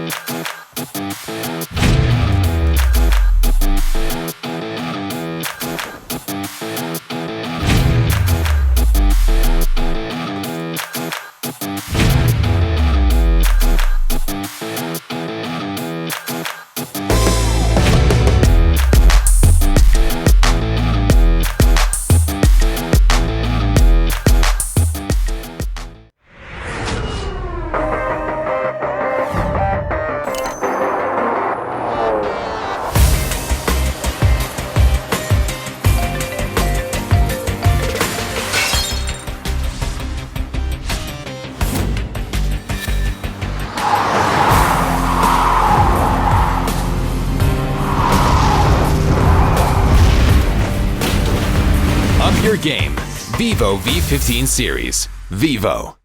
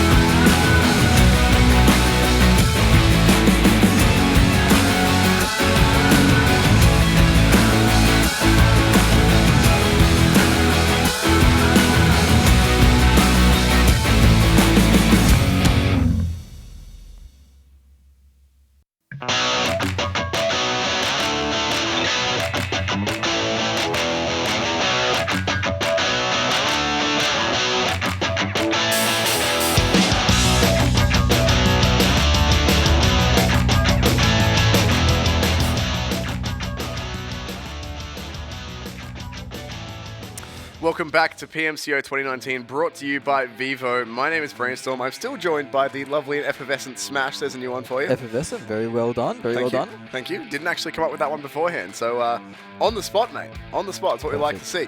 Now, last game, we did have Dodgy, who managed to get themselves the win. They got, it was a 2-on-2, I think, for that final fight against Unicorn, wasn't it? Yeah, they managed to come through and get themselves a 10 kill, I think, chicken dinner. So they beat out most everyone else. If you want to beat everyone on the battleground, you can do so with the Vivo V15 Pro. You can get yourself some seamless and uninterrupted gaming time with the Vivo V15 Pro, the official phone sponsor of the Wildcard region here at PMCO 2019. Yeah, it's a beautiful phone, that, and if you have been keeping up with all the action, you can find it on the YouTube channel, the Mobile PUBG Esports YouTube channel. If you hit the subscribe button, you'll see our faces a bit, and a few other casters around covering some other regions. So if you get into that, you get into all the action, maybe watch your favorite highlights back and find some moments and funny clips. That scooter flipping last game, that was beautiful. I really hope that just gets played forever now. Oh, it was fantastic. It was the last man running away on his scooter, on his bike. And like hits a rock or a tree or something. Yeah, hits a rock and does a flip. Backflips the scooter and landed it as well. And of course, if you do want to go try your own scooter flips, I wouldn't recommend it. It's probably not going to win you any games, but I mean, the style points will be worth it. If you want to do that, you can download PUBG Mobile for yourself on your own mobile device on the Google Play Store if you have an Android device, or the iOS App Store if you're running an iPhone. Yeah, make sure you definitely have a level 3 helmet if you're going to try scooter flips. That's all I'm saying, because there's a lot of danger involved in that. Oh yeah, wear your helmets, kids. Absolutely. For a second there, I wasn't sure where you were going. I was like, so I'm going to headshot you while you're backflipping? And then I was like, wait, no, you're riding a bike. Wear a helmet, obviously. Yeah, obviously. I mean, dangerous stuff out there, man. Be careful. Cars, backflipping. There's a lot of stuff out there. Wear your helmet in the car as well. I mean, in PUBG Mobile, you actually would. Anyway, that aside, we move now into Miramar, our third map of the day. So far, 2 different teams have won our last 2 maps. 2 very different placings as well. I haven't really seen anyone with consistent placing positions, and we'll be starting off jumping into Miramar in just a moment. We'll have to see exactly where this plane's going to go. Looks like it's straight up the guts once more. It does indeed look like it's straight up the guts. Straight over the top, you see the plane skins now being equipped. Got the golden dragon back out. I like this one. This was my favorite one. It looks so good. So yeah, exactly that. Right, pardon me, as you say, straight up the guts, over Los Leones, over the water treatment plant. Leaves most of the map pretty much open. We already have a few teams jumping out early. Yeah, last time we had a plane similar to this, it ended up finishing just outside of El Pozo in Craterfield. So a repeat performance might be a bit hairy for the teams, but I think that most people will be able to get to where they want to go at the moment. We see a few teams going on. DDS looking at Porto Parisio. It's an interesting name to pronounce. I haven't had to say that one before. Teams usually avoid that. Puerto Perez, I don't know. Paraiso? I'm very much the wrong nationality to know how to say this properly. I can barely even speak English properly. Well, I can barely speak Australian, so that makes 2 of us. Oh yeah, I mean, Australians are tough.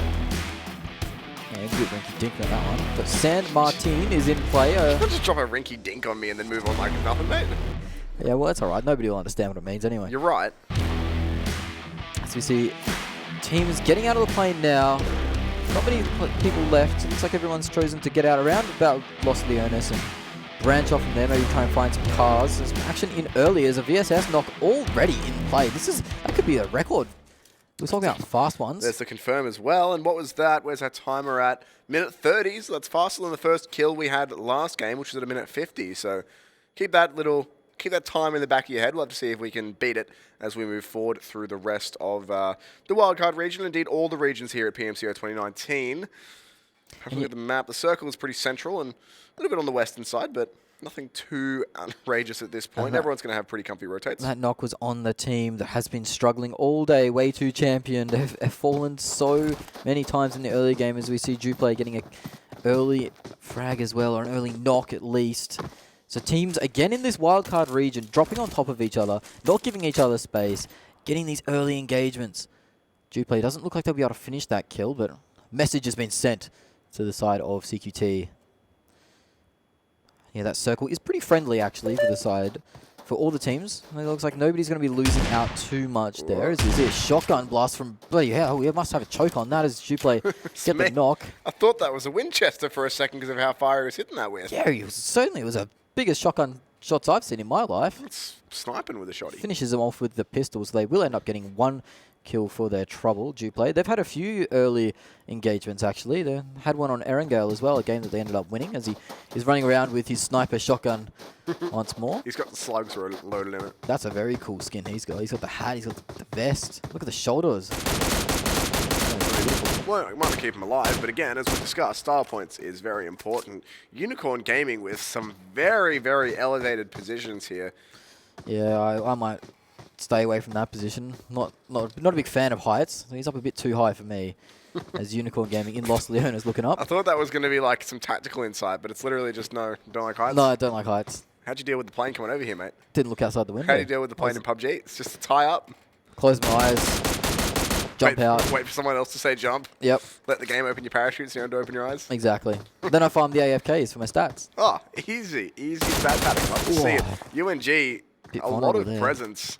This is that WTC squad who has been unfortunate all day. Oh, taking a few shots there from that M16. And UNG have so much time to play with here. They're up with some very good positioning in terms of visibility. And sorry? More early engagements. Guys, just settle down. Let each other loot for a moment. No, go in. Got to do it. This is the side of RG, who've been quiet. But they might be able to find themselves a point here. Just the SMG, though. Gonna use the in hand. Gonna try for the grenade, but oh, will it spot at the head there? No, didn't spot him. Gonna get the grenade out way too late. Should be knocked down, but will the grenade get the kill for him? That is TG like unknown. Will he be able to get the confirmed knock though? His teammates coming in. Very, very fast. Spraying around that wall. Big pre-fire coming in and determined to try and find this kill, but doesn't want to get too keen looking for it. Just trying to bait him in at this point, hoping that he can make this player peak. Oh, just going to go for the res as well. That's gutsy, yeah, but it's so unlikely that that one player is going to push you in that situation. He has the vision. He knows the angle is just going to there. grab the car and bail. Yeah, TG's. Unknown is alone at the moment. He's just run into the other team from RG, and he will go down. He's all alone. Won't be able to get rezzed, obviously, and that's a free car gifted to the side of Unknown. Oh, sorry, not Unknown. RG. Getting my player mixed up there for the team name. Look, there's a lot of players and a lot of teams, so there's a lot to keep up with. There's a lot of action here on the PMCO 2019 fall split. A lot of regions, a lot of players. 192 teams in total across all 6 regions that we're dealing with here, and 32 per region, 16 in each pair of groups, which is where we are now, looking at Group C and D. Map 3 of 4 for the evening on Miramar. And not really too much action as we get towards the first circle change here. The zone slowly on its way in, but all these teams have a lot of time to finish looting, and no one really too close to anyone else either. It looks like it's going to be pretty free rotations. This eastern side of the circle is starting to get a little bit busy up towards the top near the Hacienda and water treatment plants, but still looks like all of those teams, Rose, Nova, and DDT, will make it in safe. Yeah, I think the prime real estate at the moment will be that power grid cliff line there. It means you can rotate pretty simply. You can get some easy information on whoever's in Picardo, as we see. Incoming stunts. NG going there. We've just found a random buggy on top of a mountain. It's quite fortunate. Is that not where you keep your buggies? I wouldn't put it there. Otherwise it could get stolen like this. It's true. He's just pinched that. But is there like a lore explanation in PUBG for what has happened to these maps? Like who was living here before and where they've gone? There actually is one for Erangel. And there was a recent video on it that was done on it, actually, and it was very well done. But I wouldn't remember off the top of my head enough to recite it on stream. But I believe it was something to do with a childhood and all that.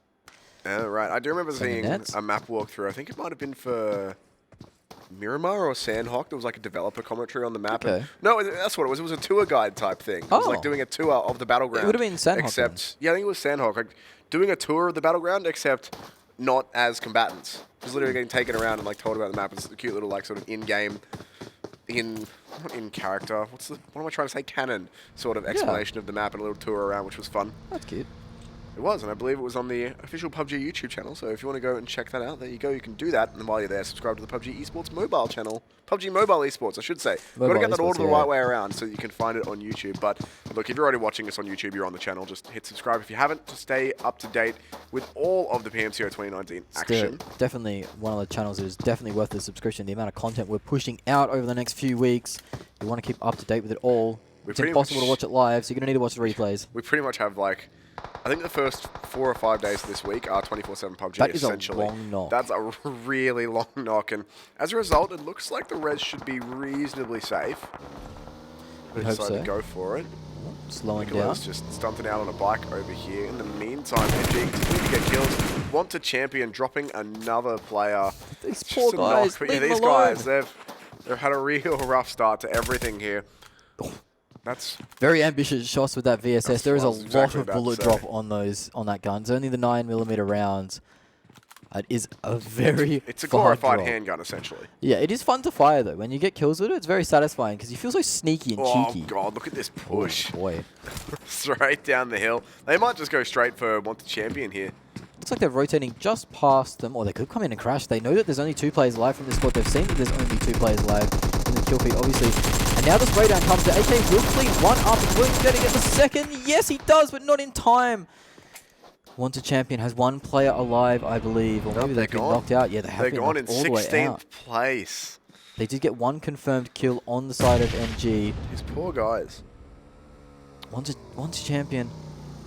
They didn't even get the 1 kill. They only got the 1 knock, or the 2 knocks, as the last player from NG comes in to get the resurrection. So they're all up and back in the game. On a list of things you hate to see from Want to Champion, that's up there. Circle's going to shift north and slightly more central as well. So hovering over the power grid right now, being roughly in the middle, as well as Told you Picardo. that power grid real estate. It's prime. Farmer just killed himself with a car, by the looks, knocked himself with a car. Yeah, I mean, mistakes happen, you know. Happy Yeah. little accidents, they call them. Not sure about happy. I'm not sure Bob Ross would be too happy with that one. I don't think the Bob joy Ross of would. painting was ever about crashing into yourself with a car, but, you know, happy little No. accidents. But you gotta have a positive outlook on these things. You know? Absolutely. That was what he was all about. Staying positive. One thing I'm positive of is the fact that this circle is going to see not that much action. As it did center up, there are a lot of teams rotating in, but there's a lot of real estate to rotate to. TG on the north all alone. They're looking to rotate in too, but if they choose the wrong way, they could run into an angry Nova squad. Certainly possible. Looks like we've got a lot of teams now starting to get mobile, jumping into their cars and bikes and whatever other vehicles they've been able to scrape together and getting a bit of a wiggle on heading for that circle. But as you say, a lot of space to rotate into. The entire top left of the circle is essentially free. There's a lot of cliffs and hills up around there too, so decent cover to be found. Yeah, it looks like the Nova guys will be going through a small valley at the moment. If they can find themselves on top of that hill just west of Hacienda del Patron, they will find a good angle to pick off these Justice members, or maybe into the next zone if it is a northern shift. There are some action on the western side as SRY are going up against a squad there. I can't quite make out who it is. Looks like DTK, maybe. You're getting some DDT. very long range spam through with an AK, but that range is not really going to favour them against vehicles, unfortunately. No, quite difficult to land those shots. But maybe they're just letting them know they're there. This is our turf.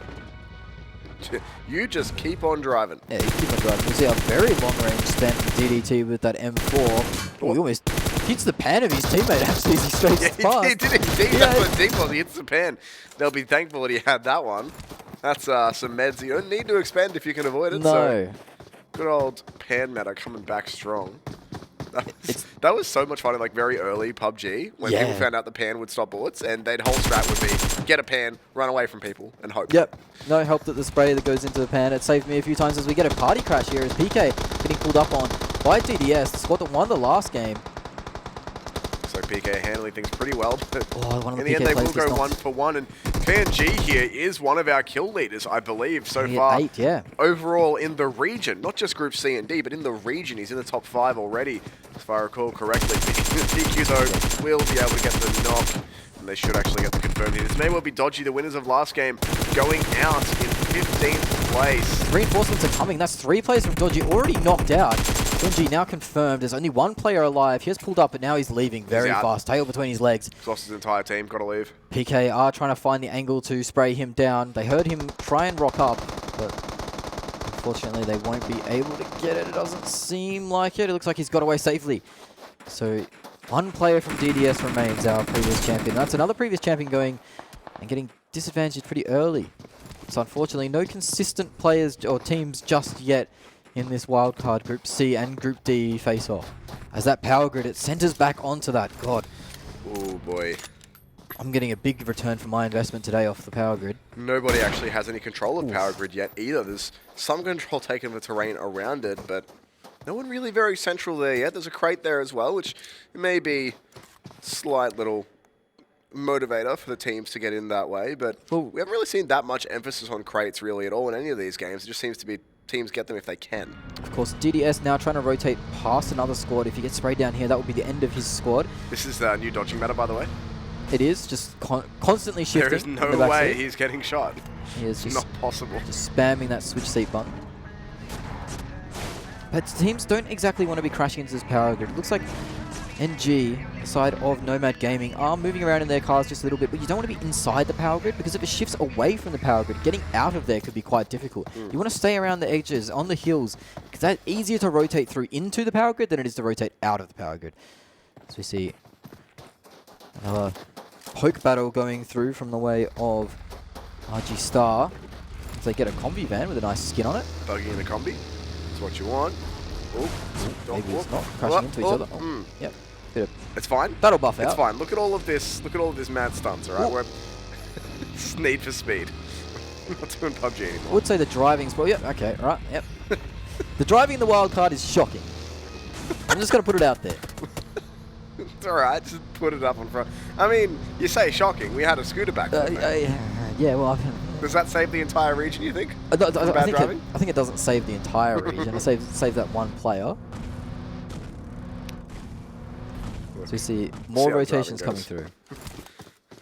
Driving is one of those things that, like, it's so harmless to pick on because as long as they're still, like, they're getting the rotations in the right direction and they're still getting all the kills and stuff they need, it means that it's just light amusement for us if they flip their cars over cliffs and things like that, as long as it doesn't negatively impact them. Oh, it's funny when it does negatively impact them. You'll see the squad getting sprayed down here, DDT. They have the right angle. How do they not get a conversion out of that? No, they didn't manage to find the right angle. The player with the Car 98 on the hill is not going to quite find the right angle, but they know that there's a whole squad down here, and the nade comes out. It's might have cooked that a bit too far, actually. Really hard to tell until it goes off. Nah, it's bounced off. A little bit too far. Looked like it was good, but bounce was just a fraction too much. So he's got the Scar and the Mini loadout. This is a very popular loadout for stealing kills. That Mini is very good from long range and just poking down players and getting the last hits on them. As we see, one of the TG players, Sen, their IGL gets knocked down. It's quite unfortunate. Hopefully they'll be able to recover that as they are in a rough position. And it has shifted hard north, the circle. Very hard north. Team Gravity are in trouble. Sen got confirmed. G-Bay just got knocked down as well. Team Gravity in all sorts of trouble. They've been a mid-placing team today. Probably won't be happy with their first round of games. But of course, 24 games per stage. Got a lot to work with, yep. A lot of time. We checked yesterday and it works out to be, because we do swap out all of the groups, so we do A versus B, C versus D, then A versus C, B versus D, and so on. It works out to be 18 games per team. So they'll play 4 tonight, but there's a lot left to go. And the circle, by the way, has shifted north away from Power Grid now. So teams are getting on their skates and going there as this fight from DDT is still on with RG. RG in an awful position. It's so difficult. Yeah, Team Gravity going out in 15th. Very poor game for them. They won't be too pleased. Just not nailing that rotation timing. And they'll get back, look at the VODs, and maybe learn a thing or two. It's worth noting as well that ping is a pretty serious concern for all of these players, as we do have... I mean, this wildcard region covers some pretty big geographic area, and Sen from Team Gravity, for instance, we are fairly certain playing in London. That is a long way to be playing from. That's some reasonable ping to play against. I mean, being Australians, we are familiar with ping. Certainly are. And how it negatively impacts gameplay. But either way, Team Gravity, we're looking to pick up their performance in later games. DDT with double combi on the rotate. That is the Groza. That's a very powerful gun at spraying down cars. That's the... SRY just knocked someone. The brown ghillie I was talking about earlier. This is the right map for it. Playzone going to take out one of the RG players as well, and one of the PQ players, so yeah. Look, another player or two from SRY will be going down to the Playzone in just a second as well. Ben from starting to JUPLAY. lose some players as well, getting knocked, and This zone's starting to get a little bit chaotic. Look how many teams are still yet to rotate in. The southern and southwestern sides of this circle, not that you really can have sides to a circle, but stay with me, are chock-a-block with teams. There's maybe 5 teams who are in the zone safely. The rest of the lobby still trying to rotate in. With a lot of players now from that southern side getting knocked out by the play zone, getting knocked out by vehicles. SRY down to, it seems like only 2 players. PQ also dropping very low. One of BQ's players is still in the zone, and it looks like he's moving on foot. He is not enjoying life at the moment as we are seeing fights break out. Rose onto DDT. We've got PG onto SRY who are very low. That player does get confirmed. So it is only 2 remaining as the player from PQ in the zone does drop down. Not running fast enough, it seems. A lot of teams still alive, walking wounded. Teams that do have 4 up. Nova, they're looking pretty. Justice also looking pretty on the eastern side of the circle. NG have a few players up too, so these teams are in the prime position. Nova might find themselves with a big strong game here if they can keep their heads about them. I mean, still 14 teams in play. There's a long way to go before we get into the substantial placement points, but doesn't look, pardon me, doesn't look like anyone's having too much problems rotating in now. This bottom southwestern side of the circle is still very, very crowded. Looks like it's about 8 or 9 teams of the 14 remaining around that area, but at least everyone will make it inside the circle safely. Whether they'll stay that way, though, we're not sure. There's a confirmed kill into NP. Justice and Rose now going at it as well. Justice now getting a few kills there. They got 1 confirmed and a knock, so starting to kick off on that eastern side of the circle as we see another NP player go down to the zone. Rose answering back onto DDT, so there's a lot of squads out in that way fighting. There's a lot of third-party opportunities. We see CQT on your screens now running away from the fight, it seems. Going to be engagement with JUPLAY by the looks of things, and going a bit of both ways at this point. NG having themselves a good time getting some kills into DDT. Oh. Goodness me. Hide, boy, hide. Yeah, he's pretty lucky to be alive. Trying to take some cover, but 1 player on JUPLAY getting revived as it seems like another player gets knocked down. CQT throwing a smoke over to help his homie. Well, you'd hope it's a smoke. Here's a grenade, man. It'll help you recover. Yeah, we actually have seen that before as the confirm. It did not help him recover. It did not help him recover at all. So that's 2 wasted smokes. That's what I'd be blaming my teammate. I'm like, oh, I just wasted my smokes on you. How dare you bleed out? How dare you die? How dare you die on me?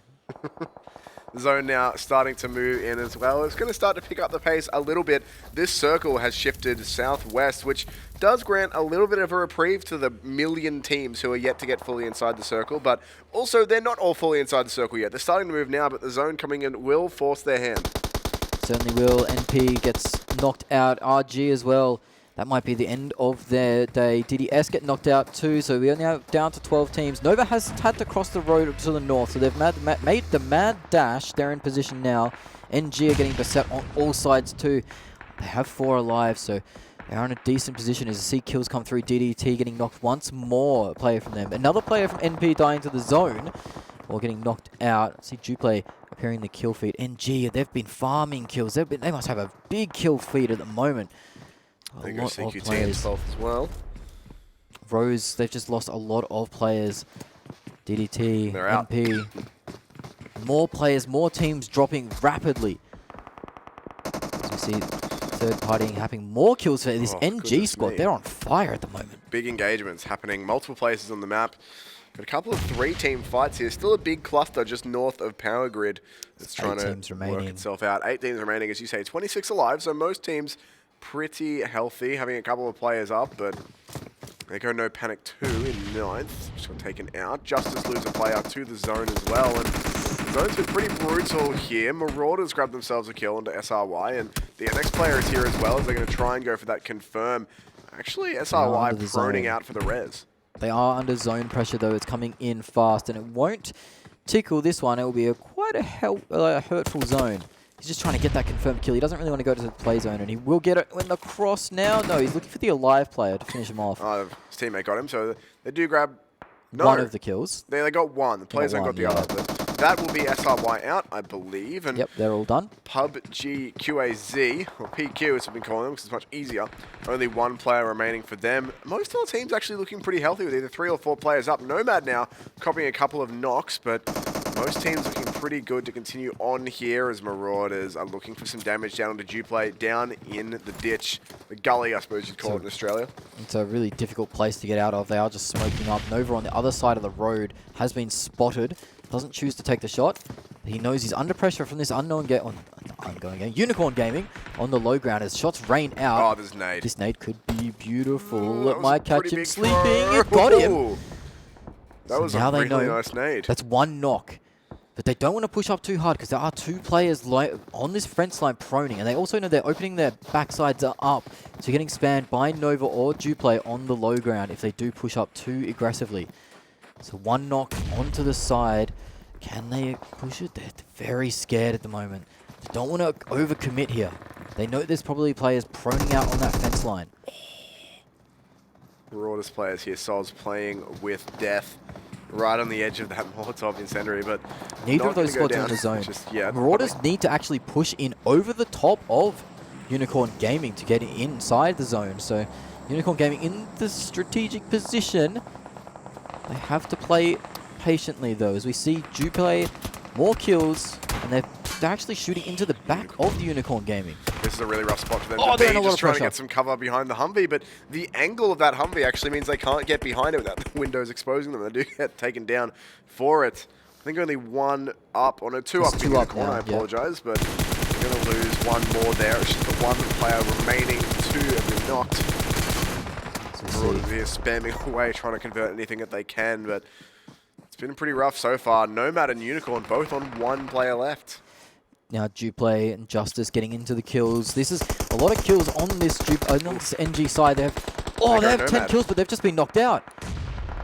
Nomad just got knocked out in 6th place, but with 10 kills, so points are looking pretty good for them. Marauders and JUPLAY continuing with this battle here, trying to get some smokes out for cover, give themselves some room to maneuver, but JUPLAY have picked up at the perfect time. They're just going to knock and to confirm onto Duran and Adele.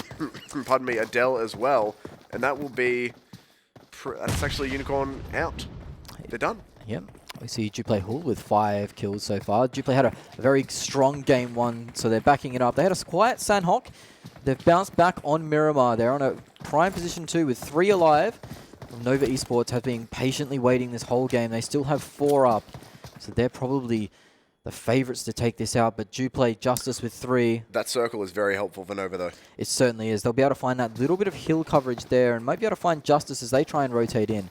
They have a lot of meds. They're only 1 kill on the side of Nova, so they've been very quiet. They haven't had to expend pretty much anything so far. If they can find Justice in rotation here, that's the squad that's going to threaten them first. JUPLAY have been poking at this Nova side. Grenade comes out. Not sure if it will land far enough. Might not just bounce. Looks like it'll be just short. Yeah, it is just wide of the mark. Nova now getting beset on the side of the west by JUPLAY. They are very hesitant to push in. PQ lose one there as well, and that is them out. So it's a 4v3v3, and JUPLAY, they are feeling it as they knock one of the Nova members out. Now it's a 3v3v3, but Trade's coming in. Me. Nova and Jupiter, or JUPLAY, I should say, I did it as well, going at it. Trades back and forth. Justice now coming in to help out as well. Will knock a couple of those Nova players. It Justice looks like could clean Nova up here right away. Yeah, they really could, and there's a kill. Looks like they're trying to. Yeah, they're trying to get rid of these guys as well. Nova were in the best position to do this, but still, Nova and JUPLAY continuing to go at it. Now Justice getting involved. It is just this one player from killing Nova. Everyone. Justice are killing everyone. This is the last player left from Nova, and he goes down, and this will be Justice taking out the Chicken Dinners with 3rd winner. Goodness me. Nova getting 2nd place with 4 kills, so a decent performance from them. JUPLAY having a nice performance, 6 kills on one of their players in Hoi. 10 kills in total. 10 kills in total, that's a good performance from them. PQ sliding in, 2-4 with 3 kills. Marauders 3 kills 5th, but it was the side of Nomad Gaming who had a big round, 10 kills from 7th place, so very well played. A very exciting game of Miramar. Lots of rotations, lots of camping, some early action. Had a bit of everything, that Miramar game. And Justice pretty much out of nowhere for that. Like, looking at that final fight, it did look like 2 contenders were going to be JUPLAY and Nova. They both had 4 players or 3 players in the case of JUPLAY. They were getting the kills happening. They were in a big battle with each other. And Justice came in and took full advantage of that. They were taking shots at both teams and interfering with their ability to fight each other. Well, that's what thing is. Patience is a virtue in this game. And if you can wait for these two squads to start battling off, you hear the gunfight go out, the grenades raining, and you know that you can push around that corner and take advantage of that. Get some kills, some easy kills. That puts the ball back in your court, back in your favor. And Justice, they didn't flop it. They finished the game off quite well and secured themselves a chicken dinner. Indeed, which was very well played from them in the end. Like I said, I didn't think they would actually have it. I was mentally preparing myself for it to be like a Nova or a JUPLAY win, and that would have been JUPLAY's second chicken dinner of the day as well, but they did get denied that one by Justice, who pretty much just said, alright children, you fight, we're going to come in and clean up. So they did very well to be able to grab themselves a chicken dinner there with a decent amount of kills as well. Yeah, decent amount of kills. There wasn't a high, exceedingly high kill game. There was a few teams that had 10 kills.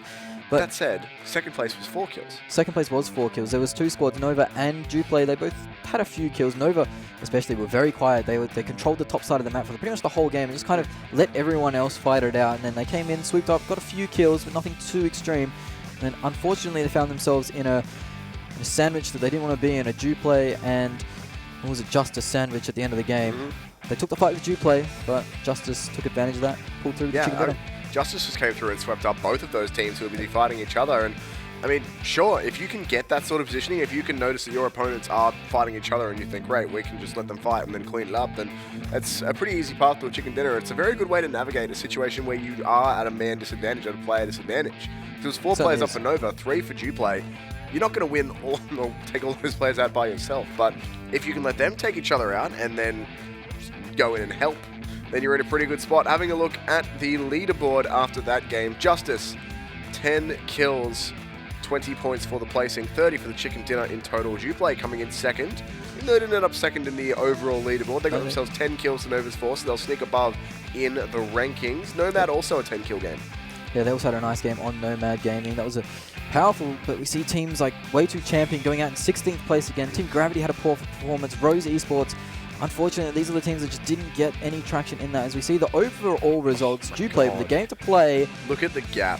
It is still a big gap, but at least JUPLAY are up there. They've managed in their 3 games to get more points than Asia Gaming did in the 4. Justice also up there.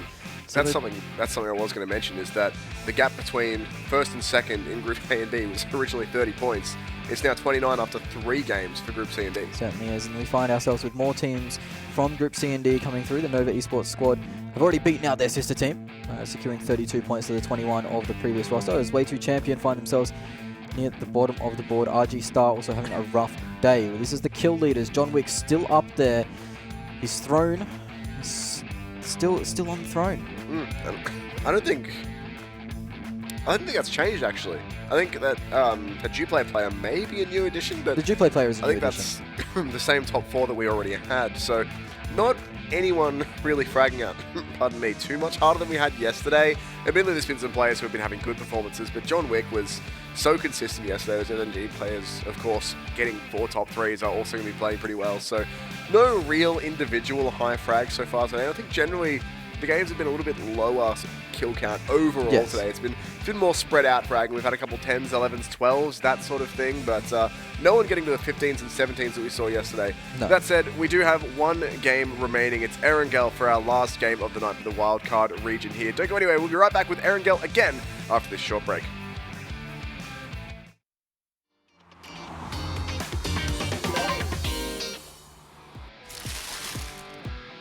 Pretty tough for all of these teams. It's centered around just one of these buildings, and it's the most open of the 3. PMCO, though, just going to fight to spray through. That should be the confirm as well.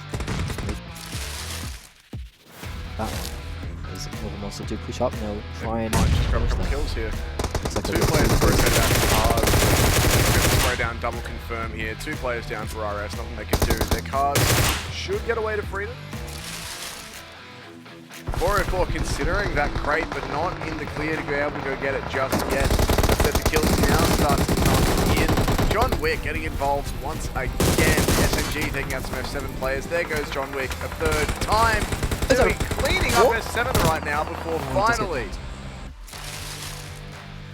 everyone converging to this road and the hills around it. The good boys under a lot of pressure. So close now. They're under pressure. Are they giving out the pressure? Might be right, actually. I may have misinterpreted here. They're going to push straight for these kills either way. He's picked up one. He's going to go for the second too. He's going to get him too.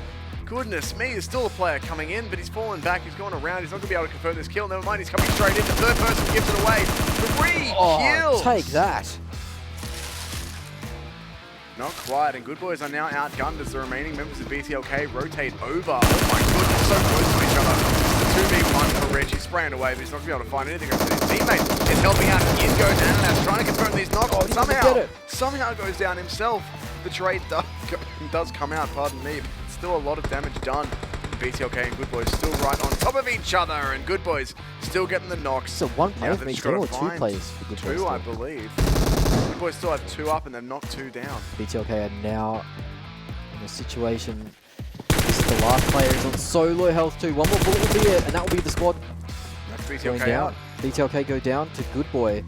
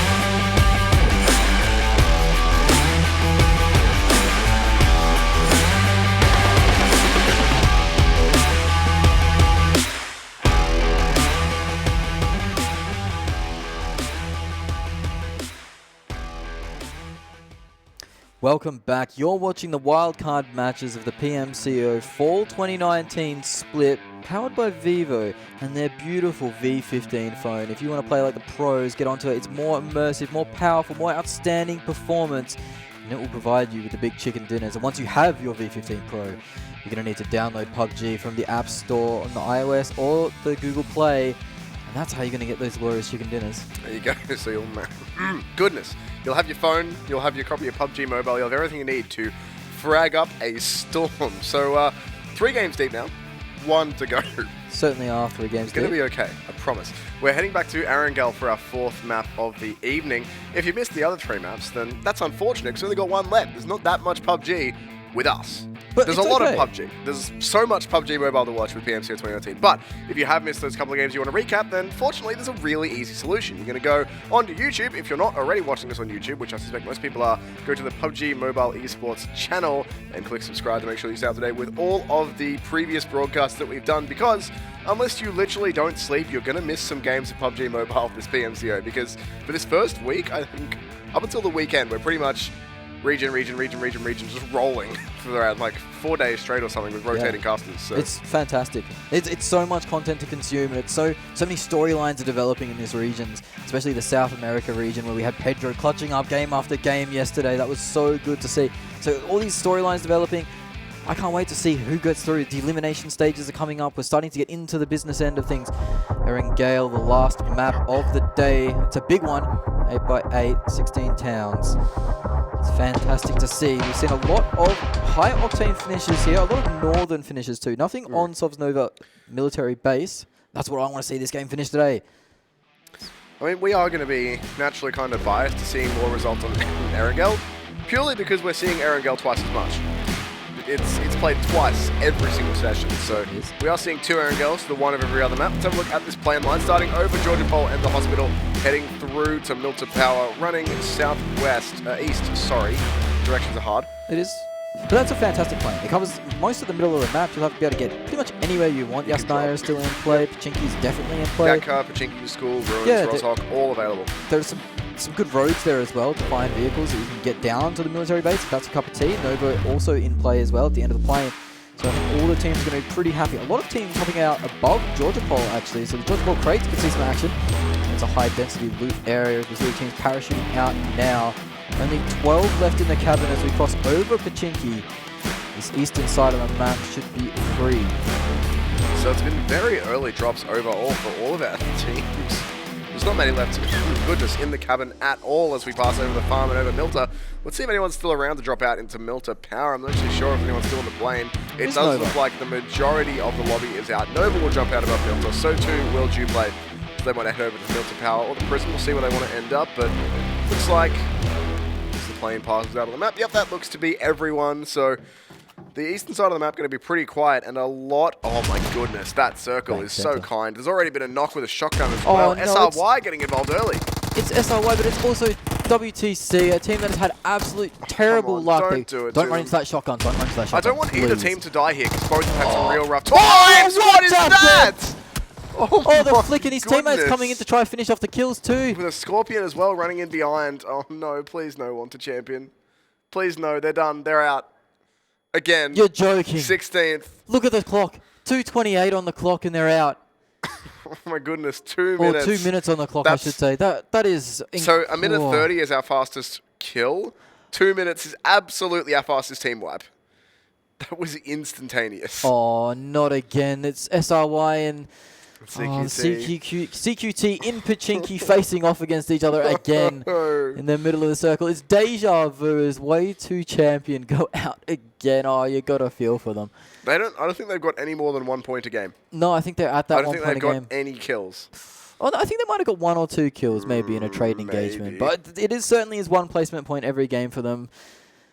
Hopefully they can bounce back when they do play the other groups, but what a shocking day for Way 2 champion. Beautiful flick though. Yeah, great work with the shotgun, but... That would have been very, very difficult to do. I applaud that man for his control. As we see SRY and CQT facing off again. I've seen this before. hopefully SRY learn their lesson though, and don't go chasing too hard as they do push in at the moment. SRY player going under fire. He does have the UMP active, and he's going to try and get the player as they're vaulting out the window. Now he's having to vault out the window. They will chase him down. CQT losing a player early. He will not get confirmed as the trade comes out. Now they're coming through, and there's 2 players knocked from the side of CQT. They will manage to resurrect 1. SRY, they have 1 knocked of their own, and some players very low as the M4 pushes around the corner. There's 3 CQT players in this building or in the area. 1 in the building and 2 in the building behind. Meta situation will be pretty scarce as they haven't looted for very long in this Pachinki town. Very territorial teams, these two. They don't want to give up Pachinki for free.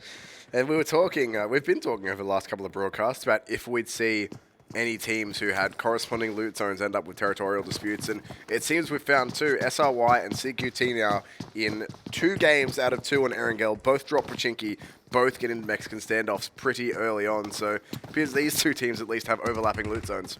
It does. Neither team giving an inch. There's a nice little ledge jump there from the side of CQT. Maybe we'll be able to get into a position that these SRY players don't expect, as they are dropping very low. Both teams managed to resurrect most of their squad. The 1 player from CQT does end up falling. SRY still with the full complement of players alive as the shoulder pick comes out. We'll get some information. But unfortunately for SRY, they haven't seen the player yet. As there's more crouching, more ducking, diving, weaving, dodging. I don't think he did. His eyes like a hawk if he did. Certainly could have, but I don't think... pardon me, I don't think the timing was with him.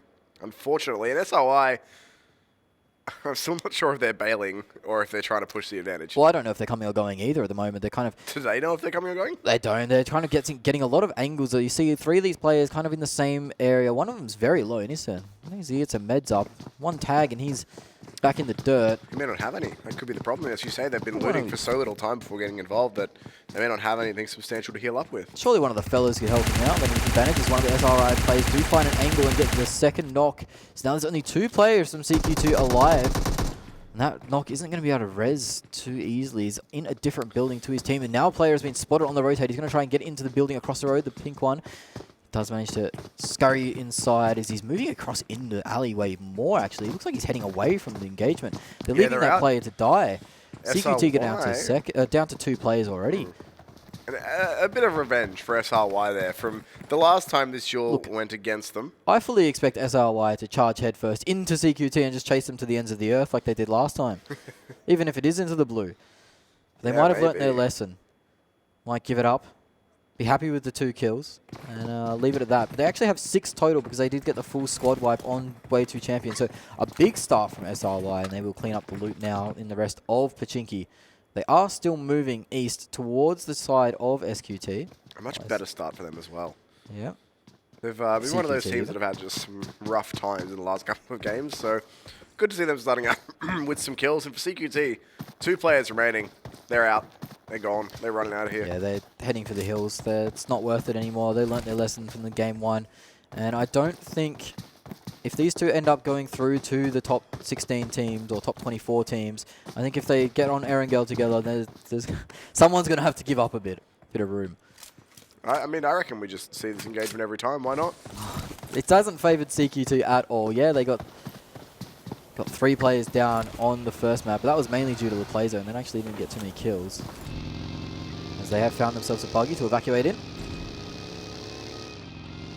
As we see, the circle was dead center, by the way, so it is a very friendly circle. Bit of lull in action could come about. Teams starting to rotate over the top of each other, though. JUPLAY have been down on that military island around Novo. They would have had plenty of time to loot and no pressure on them while they did it. So coming over the eastern bridge now, they're moving pretty early in comparison to where the zone is. So they clearly feel like they've got all the loot that they need, at least to start with. Yeah, DDS have been chilling out in Yasnaya, getting as much loot as possible too. As we can see on your screen, they've been splitting up and taking full advantage. You see PK now finding the side of...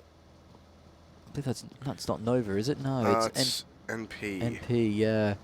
So finding the side now, which getting is No Panic 2, No Panic 2, so could see some engagements here as TG have fallen, or found, NG. Fighting against Nomad, yeah. Yeah, as they seem to be trading back. They're going to get all in this car. This could be a blow-up here for PQ. He's pulled the trigger early and he's got 2 down already. goodness me. Good spray, but he is essentially 1v4 here. It doesn't look like his teammates are with him, but he's got the knocks in. Unfortunately, the window of opportunity to blow them up with that car has passed. He has had a teammate join him behind a rock, though, and they could go for this team wipe, but he's gone just a little bit too far out. He threw the nade as he died and found a kill. Yeah, he did, and there's 3 players knocked on the side now, so more reinforcements coming in, but it is TG getting knocked out by NG. There's one TG player running away, tail between the legs. Sen looks to be like the last one alive in there. These players are getting cleaned up. Back on this PQ versus No Panic fight. Look at the HP as well. They have managed to get a couple of reses, but no, doesn't matter. The kill has been found too. And in confirmed. fact, oh, actually, no, never mind. You're right. Kill and knock and confirm. So there's 3 PQ players now. They know that this house is full of loot and full of players, as the second last player from TG gets knocked down. So TG having a rough game as well. So they've had a rough day. It's quite unfortunate. I was hoping they would have a good one. As the smokes come out, maybe some cover. They know there's 4 players in this house. 2 of them, or 3 of them will be very low. Might be a Molotov accident there. Team knock with the molly. Ooh, that nade does a lot of damage. So you see PQ, they're still trying to get the information here, trying to see where this team, No Panic, is going to rotate it. He sees one player going in. He's got sprays him down when he's in the open. He's not going to win the Angel, though. He's going to drop down and probably get confirmed straight away. No, the player from the high ground manages to trade back, and that will keep his teammate alive a little bit longer, but this fight isn't going PQ's way at all, as they're already down one player. One player's knocked in a position where he can't get res too easily, and it looks like they're just going to give it up, sacrifice his friend, and PQ will lose the engagement. That's not ideal for them, and this confirm will be coming in just a moment there. There you go. Team are going to grab that one. German out for PQ. No Panic will be pleased with that. This engagement was very far away from the center of the zone, so unfortunately for PQ, they'll have a long way to rotate as well as losing 2 players. No Panic will manage to keep everybody up, but they've delayed their rotation pretty heavily for that. As we see teams rotating in, Justice and PQ are still the 2 that haven't rotated in. NP, again, will follow in, but PQ were actually forced to rotate away from the circle as well, so they're heading towards into the circle to get away from this team of No Panic. Unicorn Gaming, in the meantime, are doing a bit of extra looting. They've got 3 cars here as well, so they're looking pretty comfortable at this point. They've got the time to go in and scavenge the last couple of things they need. Some armor upgrades, hopefully the last couple of accessories they might want for their guns. They're in pretty easy situation at this point. Not too much pressure on them as they're able to get their looting done. They've got the 3 cars as well, so the rotations will be easy. You can see them dividing up their meds and dividing up the armor and the ammo as well, as PQ's player goes down in the blue. As I said, they were forced to rotate into the blue to get away from NP. So they will drop down. Yasnaya still occupied by the side of DDS, if you were wondering. They haven't moved an inch, getting every last bit of loot they could possibly need. So they will come out geared to the teeth. NG sitting on top of Potato Hill. That is it's a scary position. Often the team that sits on Potato Hill first ends up copping the L because there's too many angles to defend from. As the second last player from PQ gets confirmed out by the play zone. So there's only 1 player left in that squad. 1 player on TG, which is Sen, their IGL, which looks to be tanking 4 points, as well as the 1 player from PQ who's in the play zone at the moment. Unsure if they're just going to take the loss and forfeit their point, or if they will try and make a run into a town like Rozhok and hide out for a little bit. As the play zone approaches, we'll see where we have to move next. Lots of teams central, lots of teams hiding in compounds or hiding in divots in the hills. You won't see a lot of action until that play zone does force everyone to converge on a central location again. Worth noting as well that play zone is virtually no water. There's a tiny bit of ocean in the south, plus the river that runs up past Yasnaya, but that could pretty much shift anywhere here if a car rotates past CQT. It's Justice on the run. Not able to get the kills there from CQT. Justice, I think, pretty lucky to get away with that given how long they were in the field of fire. I think if CQT had those 4 players up, they would. They were only at half firepower there with only the 2 players remaining, as CQT did take a hefty loss in Pachinkias. Wow, nice shots coming out with the silenced M16. Little pot shots there, doing some damage. That'll help his damage stats, but it won't get his knocked stats any higher.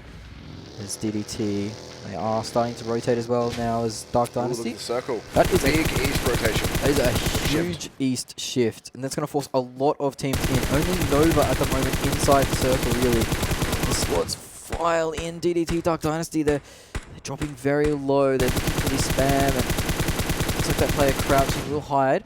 The Tires managed to stay intact too. NG now pushing in as well. NG heading straight for those mansion hills, running alongside Dark Dynasty at the moment. Goodness me, Nova are in the middle of all of these rotations. They've got so many cars that they can start taking pot shots at. You need to be careful that none of these cars start to crash them just like this. There is indeed a crash coming out. It's Rose who want to go for it, but one's been knocked and confirmed almost immediately. They do survive to get the crash happening, but they're being cleaned up so quickly. Nova sitting very easily in this compound. 2 kills and confirmed straight up.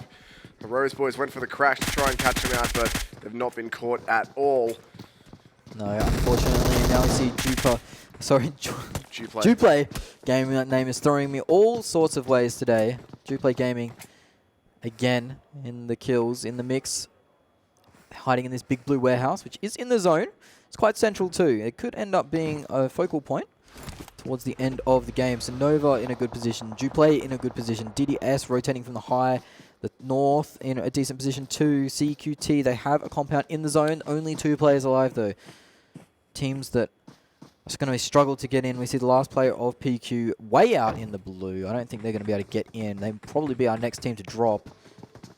Yeah, it's not been looking good for them. They've been moving so slowly, and they're so far into the blue at this point that we know that, I mean, looking at where they've come from, they've not had too much chance to do looting, given that they were in gunfights. Their meds are going to be running pretty low, and there's a lot of zone between them and safety. As we see the live standings, JUPLAY are in 2nd place at the moment. 56 points. They'll be looking for a big win here to maybe even push themselves up into 1st. It's going to take a lot of points. That's going to need to be a chicken dinner with 10 kills. 10 kills, yep. Yeah, just to take 1st by 1 point. So hard task ahead of them, but doable. They've been playing very well today. And they're in a good position too. And to be getting this close, or relatively close, to SNG, like, sure, we're saying they need a chicken dinner and 10 kills, right? Which is not exactly something you can just pull out of a hat. But the fact that this is SNG, who came top 3 4 times with 1 chicken dinner and a decent amount of kills as well, the fact that any other team is even close to a shot when we haven't had anyone being that consistent. Like, the JUPLAY guys have had good placings and good kills, yeah, but they haven't been top 3 every game.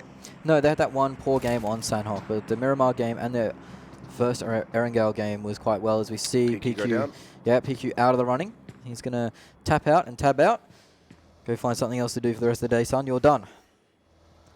As JUPLAY, the circle did shift onto them. Nova, Unicorn Gaming, and NG. It looks like they're the 4 in the circle. And those have been teams that have been pretty popular today in the high placings. All 4 of those teams have had good days, so they're looking to close it out with a bang. Justice Esports rotating in as well into the east side. We have Sen still alive in the shelter area.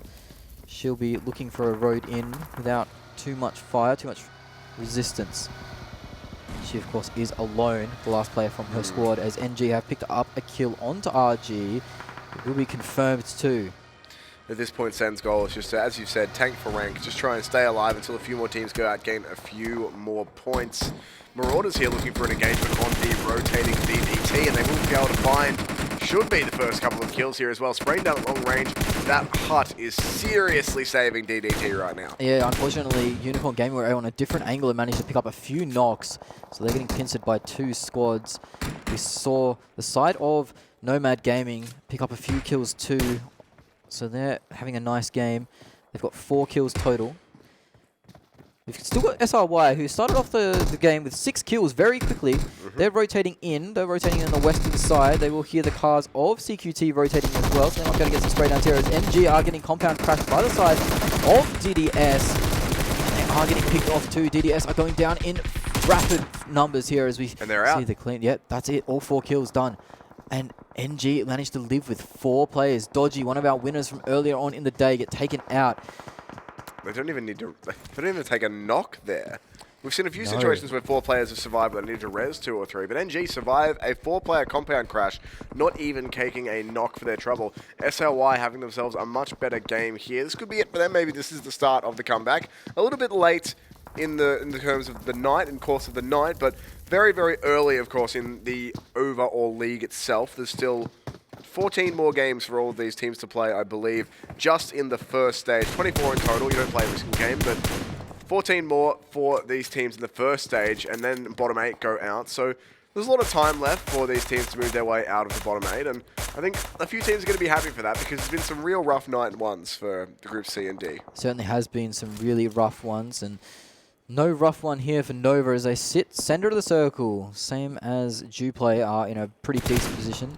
NG and Unicorn Gaming round out the teams that I'd favor at the moment. NG are on the edge of the circle, but they can shift around. There's a lot of room to play with. They know that JUPLAY are in the compound, the big blue warehouse, so they'll stay away from that. And to their west and their east, or their north and their east, I should say, is pretty open. So you see more shots going in. There is 3 players, it looks like, of DDT in that one little compound. So they've not been able to move. It's pretty rough stuff for them. As we see Justice getting a knock onto the side of Unicorn Gaming. And they are putting a lot of pressure onto them, actually, as the circle shifts away from almost everyone. UNG are in a pretty decent spot. Nova right on the pardon me, edge of it as well, but JUPLAY going to be forced out of their compound. Pretty much everyone has to move for that. Marauders are right on the edge of the circle too, so they're going to be okay, but that is quite a move away from most teams. It is. Nova will be kind of happy with this as we see UNG getting knocked again and again and again. Marauders are in a decent position just because they have the high ground and they don't have anyone to their back, so they know what angle the teams are going to come from. They know that DDT are locked in that hut, so they know what's there. They know there's nothing behind them, and all they have to do is watch their flanks. And they already know where Unknown Gaming is. Oh, not Unknown Gaming, Unicorn Gaming. Unicorn Gaming. Sorry, they know where Unicorn Gaming is, and they know they're taking a lot of pressure. As we see the side of Nomad Gaming actually going for a very long rotation. They're going to drive right past Sen, almost right over the top of her, actually. She managed to have some trigger discipline there. I think she's escaped detection for now. Very well played from Sen not to pull the trigger. That would have been a very scary moment as we see the side of Justice actually dividing up their loot in a line of sight. But taking some time to divvy up the health and the meds and the armor and all of that sort of thing. As we see JUPLAY actually going for a castle crash essentially onto Nova. I don't know what's going on here. They've managed to all get in the side of the compound without taking any damage. This is going to break out into a massive fight. This is 2 of our top teams taking it out. And JUPLAY are looking for this advantage. They have found themselves inside this house to start with. Coughing through explosions here. Need to try and fight these kills on Nova. Looks like it's another team here potentially crashing the party, but Nova and JUPLAY still trying to have these engagements work out. And they'll that's manage to JUPLAY get some confirms. And JUPLAY are out, as you say. That's all of their players knocked down. Nova survived with 4. JUPLAY out in 12th, so they will not be catching SNG, and they may even lose their second place. They possibly could lose their second place. There's a lot of teams still in the mix here. UNG. CQT out as well in 11th. CQT, unfortunately, they were dropped down to 2 players early. And SRY in 10th. We just had a lot of knockouts. Wow, that was a lot of teams going down early. And that means Sen has managed to tank her way into the top 10. Good job there is Rabbit from Rose still alive and giving people headaches. One of the Marauders players goes down, so that'll be a disappointing finish. Gaming now having problems as well. All of these teams pretty much in the same area, all shooting at each other. Having a quick look at the amount of people alive. Nomad and Nova still with 4-man lineups. Everyone else missing anywhere from 1 to 3 players. Unicorn and Gravity both with 1 player remaining. They'll be hoping to tank out. Let a few of these teams eliminate each other and grab themselves, at best, probably a kill or 2 would be best case scenario. At minimum, just grab yourself some rank points. It's better than nothing when you're 1 man left. Certainly is. And we saw Nova take a second place today, so maybe a first place with a big kill count might be in order for them to shoot up the rankings. Put a spanner in the works, as we see Nova overwatching at the moment. They're still in a very good position. They are going to have to rotate fairly late. A lot of the Justice players are around about where that last player or last man from Unicorn Gaming is situated. Speaking of Justice, they've managed to get the reses across to have 4 players up as well. So we have 3 4-man lineups. 12 players out of the 25 remaining are 3 teams. And yeah, Nova's spamming away at Justice here. This is one of the other 4-man lineups. That's a big team to be able to find some knocks and or kills on Nova if you moving can. now. Exactly that. Nova are getting ready to go here as well. Rose stuck in a very difficult position on the edge of the zone. Very little cover for them to have. Nova looking to try and force the fight here on to NP. See if they can eliminate them. There's 2 players inside this smoke, and that nade might just be perfect. It might split the wickets, actually. No, it hits 2. Very low down. As we see more players getting knocked out, NG take a loss as well. Goodness me, look at this fight. DDT and NG all forcing their way into this one little hut. And it looks like it will be NG who are getting the worst of it. No, they're able to recover it. Somehow these teams are still fighting. And NG goes down completely. NG. Somehow they've been taken out. Marauders are here as well. There's so many players around this tiny little hut. And it looks like, I can't even tell at this point. Unicorn Gaming, they only had one player left. They've been taken down. Impossible to keep up with. The Marauders, though, with 2 players, I believe, are starting to find themselves some kills. Dark Dynasty go out in 7th. As Marauders now are getting taken down as well. There's a nade coming through to help out. Still players sitting in these smokes. Justice and Nova still with 4 players up. Justice and Nova actually charging at each other right now. Nova knocked. This is going to come in. Justice Guard piling in, but Nova are losing members. That one player knocked from each side is going to be a 3v3. FJ pushing up around the smoke, trying to make the play, and he will be able to get the knock as well. Looking for the confirmed hit. They're not ready for him to be behind this smoke. Still one player here, and he's way too close. Going to pretty much get a team wipe by himself. I believe that's all of them. Nova are done just from this play from SJ. He just wiped out the entire team by himself. That is one player getting rid of the entire other 4-man lineup remaining, in Justice now on track for their second chicken dinner of the evening. 4 kills now for FJ with that big play. They didn't know he was coming. He snuck around the side of the smoke. Now Rose getting their second member up, so they're going to be too strong, but they're stuck in a really difficult position behind that rock. NP are just by their side. And as if Justice needed anything else. No, they've got themselves a crate, but they've also cut the map in half. They control half the territory, essentially. We see Sen on the road. She's managed to get into the top 5, in fact. So that's a very impressive performance there. She will be taken out, though, by the side of Justice as they start to collect a lot of kills. They're up to 9, I believe. Oh, this is going to be a very high-scoring game for them. They are... not going to curse them, but they're on track for the chicken dinner. They do have half the map controlled. 5 players against them in total. Marauders look like they might want to force this issue, though. Just getting some grenades over. Justice still yet to grab this crate. Those grenades are well short from Marauders. Their arm is not powerful enough. Maybe spend some time in the gym, fellas.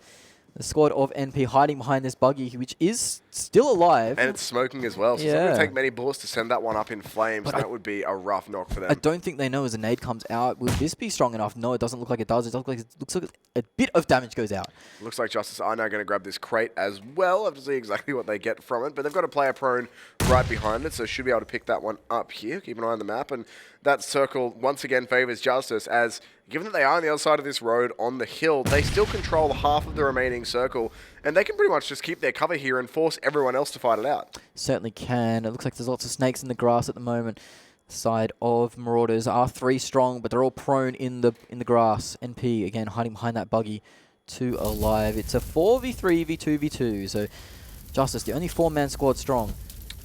Marauders still positioning too, trying the grenades, but still think they're going to be winding up a little bit short. That crate still unclaimed from Justice, if the map is correct. No, they have got the Groza and the ghillie suit from that. Not updated yet. That's fine. So there you go. They do have exactly as you say here on CN. They've got the 2 level 3s as well. That's fresh level 3s. That's going to be so much. He's a raid boss at the moment. As if Justice needed anything else. Pardon me. Anything else to go their way in this game. They certainly didn't need anything else, but they have received the gifts. As we see, big grenade comes in. A car gets exploded, and he knows the player's there. He gets the second frag too. He's going to finish with the confirm, with the DP, but gets traded out by the last player of Marauders still alive. As Justice now know the player's moving, and another kill for Justice. That's going to put them up into 10, I believe, if he gets this finished. He does. 10 kills, and they're not done yet. Not at all. 5 players eliminated for FJ in this round. Adele's also sitting pretty with some kills. He's on 4. As players freak out, NP down to 1, Rose down to 1 as well. Justice closing in on the second chicken dinner of the day. Unless this circle shifts really hard away from Justice, which I don't even think it can at this point, they'll still be in a pretty good spot. They're going to be pretty happy here. We'll have a look exactly where that circle does shift in just a moment. Unless there is a godlike play in this last moment, as one of the players, Rabbit, gets a kill onto NP, finishes them off. Now we're down to our final 3. Rabbit goes down to the side of Justice. That's 11 kills now for them. Only one player to find. It's Marauders. Adele up on top. This should be it. Justice looking for their second chicken dinner of the day. Adele fighting hard, but there it is. Justice. FJ will grab the final kill. I think 6 or 7 for him on his own in that game. 6 in total. 12 kill chicken dinner for Justice. Their second of the day. Very high kill game for them as well. It was a fantastic performance from Justice there. They managed to time all the aggression runs well. We saw a lot of compound crashing in that last few circles. We saw some teams like Nova, NG going out in compound crashes. So teams that had the cemented spots, were forced to move out of those compounds, and as soon as they had to leave the compounds, they were very vulnerable, and they ended up going down pretty quick. As we see the highlights going in here, the plane was favorable to all teams. Everyone got where they wanted to be. But at the end of the day, it was the squad of Justice picking up their second chicken dinner. Very well played to them. As we saw, this is... Oh, it's this flick again. Where is it? Give it to me. With a flick of the wrist there. It was beautiful.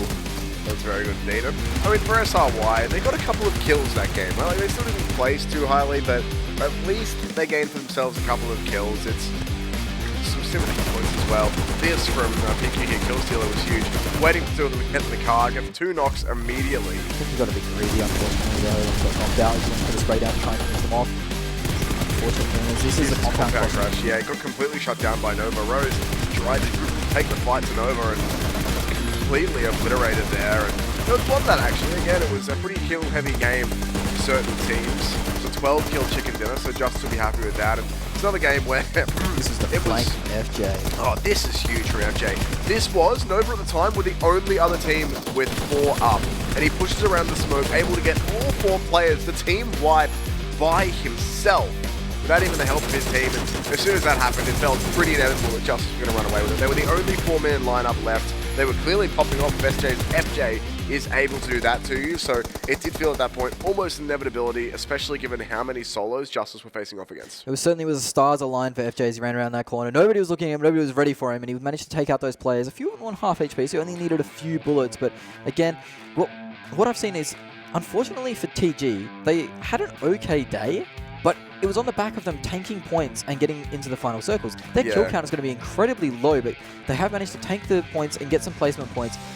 They're going to need to go back to the VOD, look at it, how they're going to stop losing these early engagements and keep some players up going into those final circles. Maybe go for some kill points too. Because another team, by the way, that I do feel kind of bad for, pardon me, wants a champion.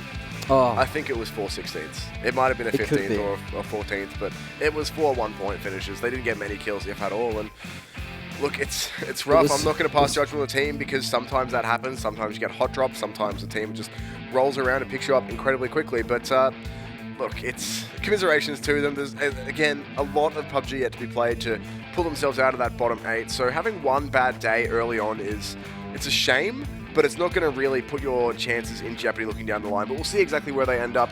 Here's the scoreboard from that game. Justice, 32 points with the chicken dinner. Marauders, Rose, and Nova all getting involved with placement points and kill points. No Panic falling down a little bit as well. With 8 points, they came in 4th, but bumped down to 6th because of low kills. There's a lot of kill points there going out. I see JUPLAY only getting 4 points from that game. They were hoping for 30-point games to get ahead of the standings. They only walk away with 4. As we see Way 2 champion there in 16th. We see 7 placement points for Gravity, but no kill points. Again, it was just Sen or one of their players just outplaying the zone. Here is the total scoreboard after today. Justice, 2 chicken dinners, only 2 points behind SNG. Come from behind a little bit there. JUPLAY, their first chicken dinner, puts them up as well. Asia Gaming, Royale, and 404 all fall down quite fast. We've had some really high-scoring teams come through out of the top 6 or so. They're all about 50 points, and a lot of our chicken dinners are actually falling pretty far down the rankings. Certainly are. As we see a chicken dinner on page 2 as Dodgy didn't have a great day outside of their own chicken dinner. Some of the teams from Group A and B finding themselves down into the second page of the list. There was a lot of teams from C and D actually in that first page. Now, I want to keep a lookout for Want to champion here because it's been rough for them. 5 kills in total for Team Gravity, 16 placement points. They did pretty well considering how many times they got knocked out 3 times in a row. And RGStar. Way to champion, I should say, not Want. 0 kill points. There it is. They get 0 kill points, but eventually, somewhere along the line, they picked up a few placement points as we see John Wick still topping the charts. And that's not surprising at all. We have actually had a change up now. There was a couple of Dodgy players sitting in there, but now it's been replaced by Justice with a really big kill game from them. Chiyu, 11 kills, FJ 10, of which, 6 were in that game, including essentially a 1v4 against Nova, pushing around a smoke around the edge of a burning car. Tops their entire team. That pretty much opened up his team to take the win, essentially. So Justice, with that big kill game, have pushed 2 of their players up into the top 5 kill leaders after the first games of... That's the entire region done now, right? We've done the first games of A, B, C, and D. So all 32 teams in the Wildcard region now played their first games. Yeah, it is... I mean, I don't know... Is SNG still the favourites here? They are only 2 points behind Justice, or 2 points ahead of Justice. Yeah, so it's I like to see that Justice came through. I didn't think they had that good of a day, but it turns out they had a fantastic one. Those 2 chicken dinners really go a long way. And unfortunately, that is it for us today. We've seen all the teams play. We see SNG on top, followed by Justice. But join us for more wildcard action tomorrow. Thanks for watching.